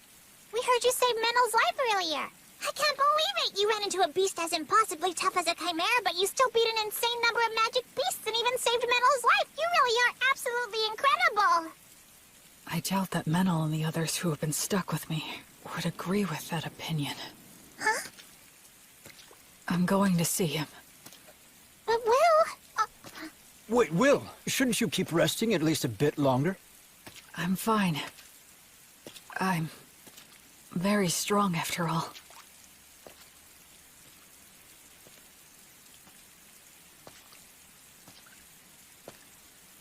Ever since I left the City of the Dead, people have said things like that to me, touting my strength in no uncertain terms. But every time I've just laughed wryly and shrugged it off. I believe that subconsciously, I was trying not to think about it. But the fact is, I can't avoid it anymore. Because in this world, my strength is simply far outside the norm.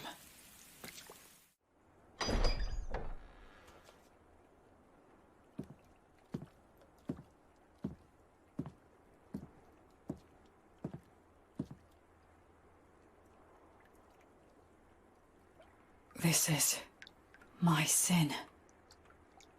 Menel, I'll fix you up right now. Gods, please take pity on Menel and heal him. I'm sorry, Menel. I just wanted a friend who could be my equal. I wanted what the three of them had. Comrades who had each other's backs, supported each other, and respected each other. But maybe I was just trying to force that on you without even realizing it. I didn't want to acknowledge just how strong I am. Because if I did that, if I set myself above everyone else, and had to admit that I was different, then... I'm scared. I'm lonely. It hurts. I hate this. Oh, of course. It really is just as simple as that. I was afraid to be alone. I couldn't bear not having someone beside me. That's the reason why I tried to see the people I should have been protecting, the people I should have been saving, as my equals. I was averting my eyes from the truth, when really, I was just scared. And for that despicable reason. Because of that, I almost got you killed. But I finally get it now. I just couldn't keep going on that way.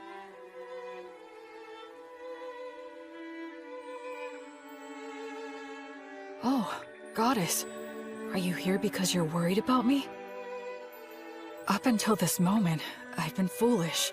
But it's fine now. Please, you can rest at ease. I'll put an end to your sadness right away. I'll save everything. Everything within my reach. As your sword and as your hand. Everything will be all right. Goddess, I vow to you, I'll solve all this on my own.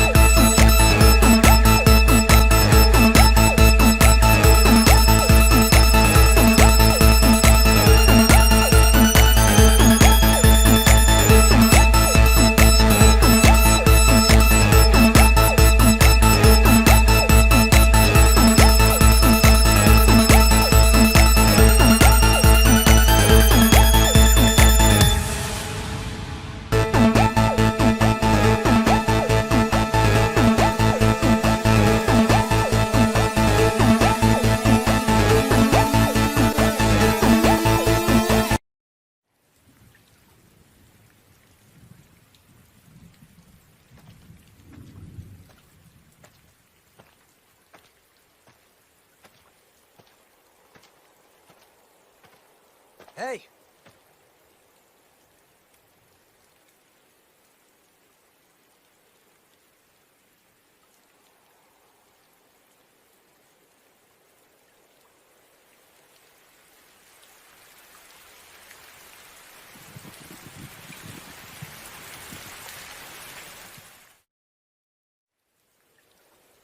Where do you think you're going, huh? Where am I? To kill the demon beasts, of course. Alone? Yeah, that's right. I doubt you can keep up with me. Which is exactly why I need to protect him. Look, don't worry. It's okay. I'll take care of everything. I'll kill the Chimera and the whole herd of demon beasts. And if there are demons controlling them, I'll kill them, too. You see, that's just the kind of monster I am, apparently. Look, Will. Stop screwing around! Wake the hell up, idiot! Oh. So this is how it's gonna have to be, huh? Is that all you've got, Meneldor?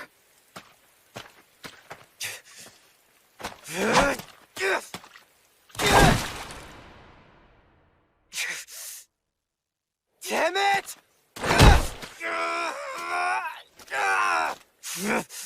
I can't have him following me. Damn it! Damn it!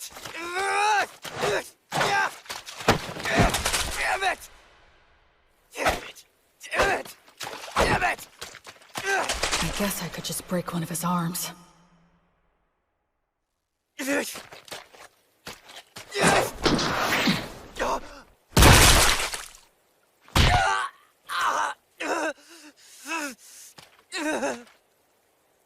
Just go and get someone to heal you. I'm not done. Oh, yeah? You're more resilient than I thought. What should I do now? Use words to make him stay here? No, I'll constrict his carotid so he loses consciousness. Gnomes, oh gnomes! Clench your fists! Use them to strike the enemy! Useless incantation. No! If I dodge it, the magic will hit metal!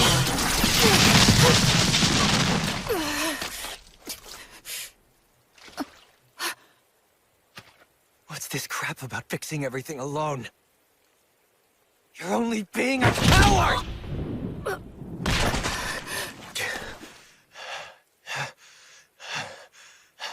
Did you really have to go that far? Huh? We were only together because of pure chance. There was no reason for you to do that. Yeah, that is true. I have no reason at all to go out of my way to stop an emotionally unstable coward who's completely lost it just because he got his ass handed to him one time. So then... But still, you're my friend. And friends stick together. If my friend goes nuts, I want to do something to help. Menel... You don't know much about your own origins, and you're clueless about the world overall. At times I've thought you seemed suspicious. But still, you're a nice person. I know you're trying to do things right and do your best. After all, you did save my life, and you saved that whole village. We traveled together, and we fought together too. I enjoyed spending time by your side. I'm grateful to you from the bottom of my heart for sending off those villagers. Look, Will, the fact is you're my friend, and I don't abandon friends.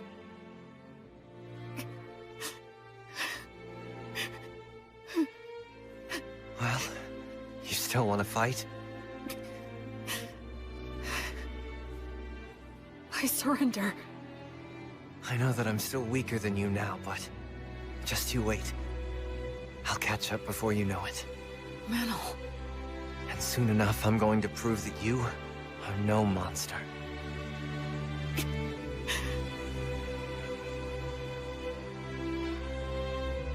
Okay. I'll wait. I'll wait for you. Man, you know what?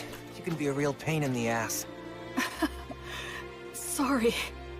I kinda lost control of myself. Yeah, well, it happens. I'll heal that. But a surrender is still a surrender, which means that I win. Come on, I only surrendered because you wouldn't give her rest. Keep whining. Wow. And so, we just kept on making dumb jokes and laughing about it all. What? You want me to break your other It was my first ever argument with a friend. And I guess I lost that too. Welcome back! Oh, you're back, huh? Will, Metal! Good to have you back! You jerks! You had me worried! I'm sorry, V. Will. Huh? If you don't mind, do you think that you could please tell me just what happened? Sure.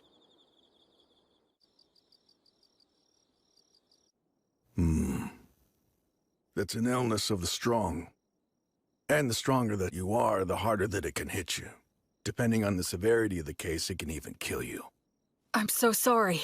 I really didn't mean to make all of you worry. Anyway, I'm all right now.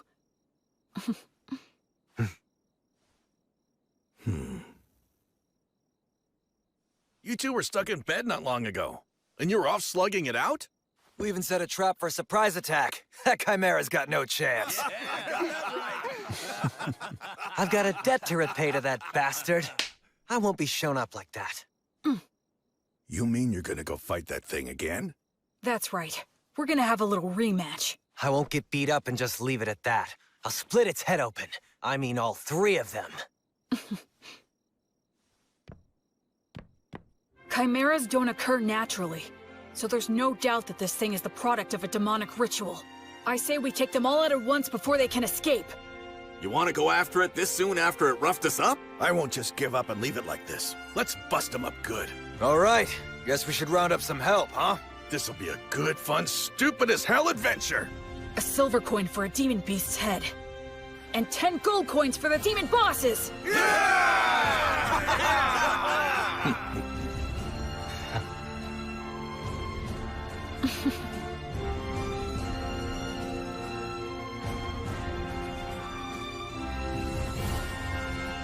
After that, we spent a few days putting a force together, sent out several rounds of scouts, and made our preparations. We didn't arrange any special tricks. We decided just to get enough people together, make preparations beforehand, and face our enemy head-on.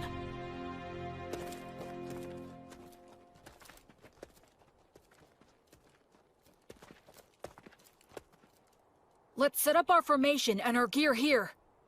Anna and all of you other priests, please support us from here. Yes, sir! When we're all ready, we'll send our front line to the battle zone!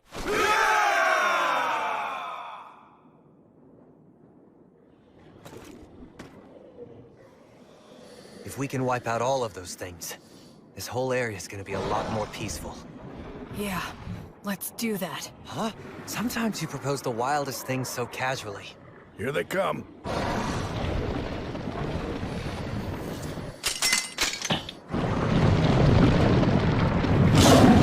I've got your back.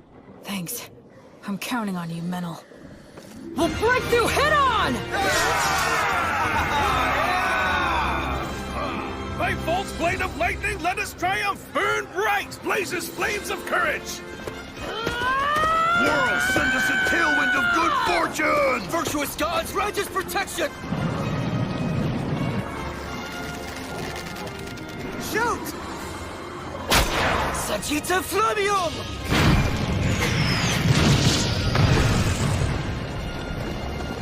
It's war. Ready! Oh, Goddess of Flux! Repel the poisons that rain down upon us! Let's go, Fortis Vita!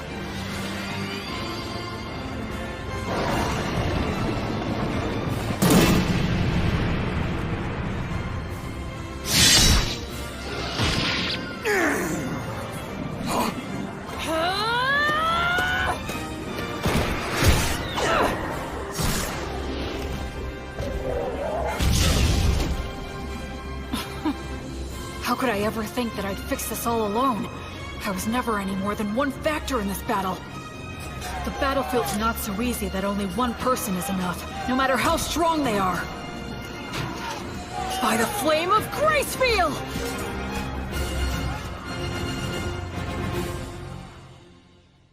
According to the reports, the campaign to eliminate the demon beasts should have started by now. I wonder, will these great wyvern killers actually be able to succeed in a new heroic feat for the bards to sing about? The temple is practically bent over backward in our attempts to facilitate that novice boy. If he fails to succeed in this enterprise, he won't be worthy of our backing any longer. Oh, by the way, Bishop, I understand that you entrusted your daughter Anna and many other brilliant priests to the Paladin to support him on this endeavor, or so I've heard. Losing valuable talent to the philanthropic exploits of a novice has been causing nothing but trouble for me.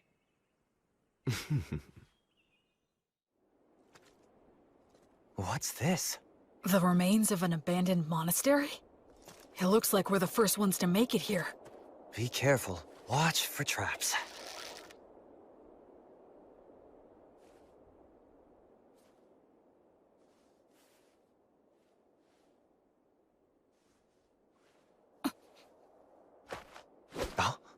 Omnia, Vanitas, Erasus.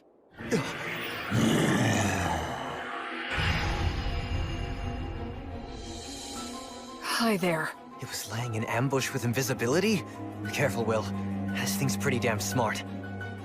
Do you think that maybe it's got some demon in it? You're after the High King?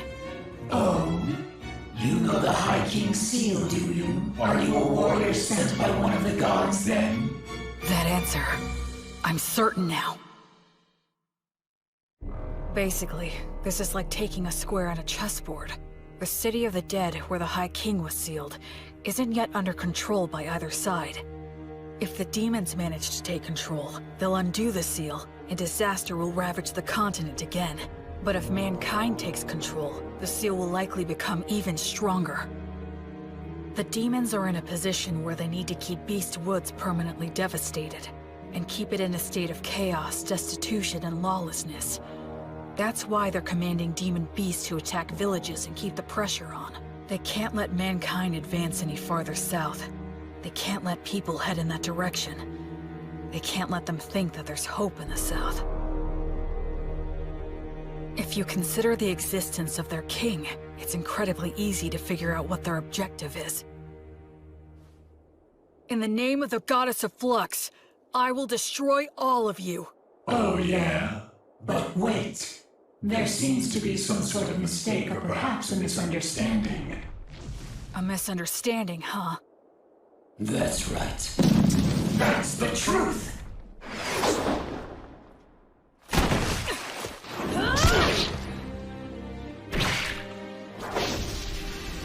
And their surprise attacks! Demons like to stick to the classics, huh? Metal! On it! Sagitta Flameo! No, you don't! Sylph's Maidens of Wind! Gracefield, grant us your protection! Don't stop it! Just divert it! Gnomes, oh gnomes, slip underfoot! Tighten, bind, and tie it down!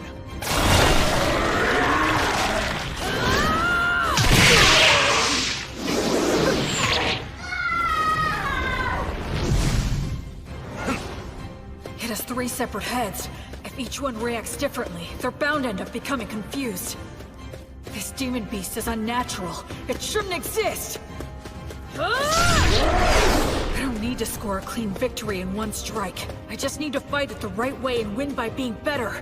I don't need to use a flashy secret technique. I'll just use all 3 of their teachings and do what it takes to win!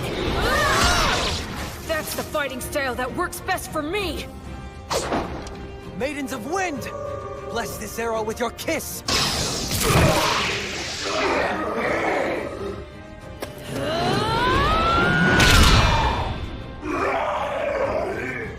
That's one down!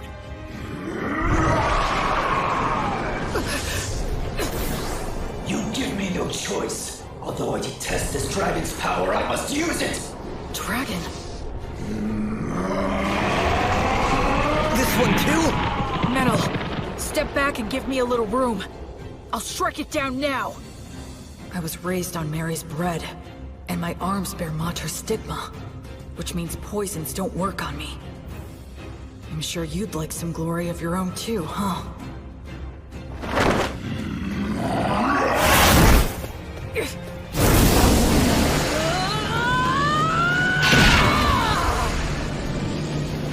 Gnomes, oh gnomes, clench your fists! Use them to strike the enemy!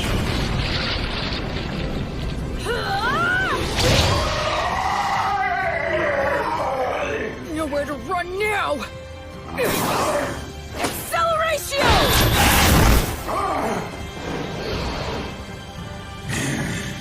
Now gnomes, oh gnomes, slip underfoot, tighten, bind, and tie it down!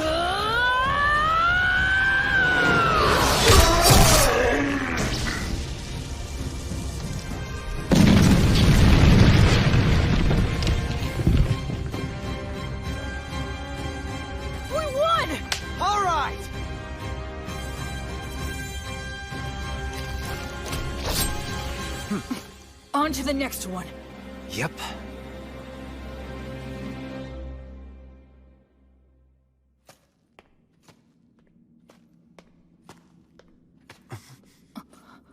Took you long enough. Rastov? I'll be taking those 10 gold coins you promised. What? No way! He beat us to it? You're kidding! How'd you do it? Came from the side. Since you two guys were busy taking care of the Chimera for me, it was actually pretty easy. Well, that's Rastov the Penetrator for you. He's too good at getting ahead of people. You have to be if you want to get to the strongest opponents. Careful. There could be traps here. Haha! I guess we're the first ones here. Those 10 gold coins are ours. Huh? To our victory! Objections. Menel's nickname was revised from Meneldor the Beautiful to Meneldor of Swift Wings. It's so much more lively now. And it's gonna get even more lively from now on. I hope so. What are you talking about? Of course it will. Look, the demons and demon beast threat is gone. So all of the people searching for new lands are gonna flock to the south. There's probably gonna be problems too, but that's how it goes. Yeah, I guess so. Also, I'll tell you this since you'll find out anyway. It seems that the villagers have been building a shrine. What, a shrine? They talked about it back at the meeting hall. They made an altar to hold votive candles, and they've decided to turn it into a shrine to Gracefield. To the Goddess of Light? That's the first step towards once again increasing the number of followers she has. By the way, what are you thinking of doing next? What? Next? Well, I don't know. There's a lot of cleanup and... I mean after that. After? Maybe Lord of a domain. Huh? A lord? Of what? The villages of Beastwoods, of course. Wait, who is... You. Oh, come on now. Give me a break. I'm a knight, but I'm just a single-generation one with no land. I'm basically no different than an adventurer. Wait, is that seriously what you think? Huh? For real? You didn't even know what you were? Huh? Listen, just so I'm clear. If you wanted to do business in this forest, then who would you go talk to? Tonio? But didn't most of the funds come from you? Well, yeah, I guess, but... Listen! First off, you're a paladin with the Goddess of Light's divine protection. And you have the approval of both the country and the temple. You have all kinds of power. You also have the military authority to gather adventurers, and by arbitrating for the villages, you effectively have jurisdiction over them. So, you mean... In the process of exterminating the demons, you took control of the flow of goods, magisterial power, military force, judiciary, and every other kind of authority. If you now turn around and say you don't want to do all of that, that'd be the real tragedy. You mean, you really didn't realize that? You... I just hoped I could do something about the demons, and improve living conditions in the villages. I mean, at least a little bit. After that, I guess I just thought I'd make a slick exit like Blood and the other two. Menel? So, what do I do now? Should I start by gathering people? You've already got a merchant and priests who know the law. If you need more, just have the Crown Prince set you up with somebody. Oh, how the heck did I ever end up in this situation? Please tell me, Goddess. Although... Actually, that sounds like it might be a goal worth pursuing. Maybe I should. But you know, it's gonna be hard work. Yeah, but as long as I have all of you, I'm sure it'll work out. I mean, you will help me, right? Okay, fine. I'll stay by your side. First, we should figure out what the demons are plotting. Who cares? Just grab the bastards and crush them as soon as you find them. That's so violent. Hey! Will! Menno! Huh? Stop hiding in your own little world and get over here! If more people come to the area, and everything goes well, maybe we'll be able to return to that city. Maybe we can transform the City of the Dead into a regular city, where living people can laugh together. Up on the hill where Marion Blood's graves are, The laughter of children will fill the air, and the sounds of people working to make a living will return. And the thought of that seems like such a wonderful thing to me.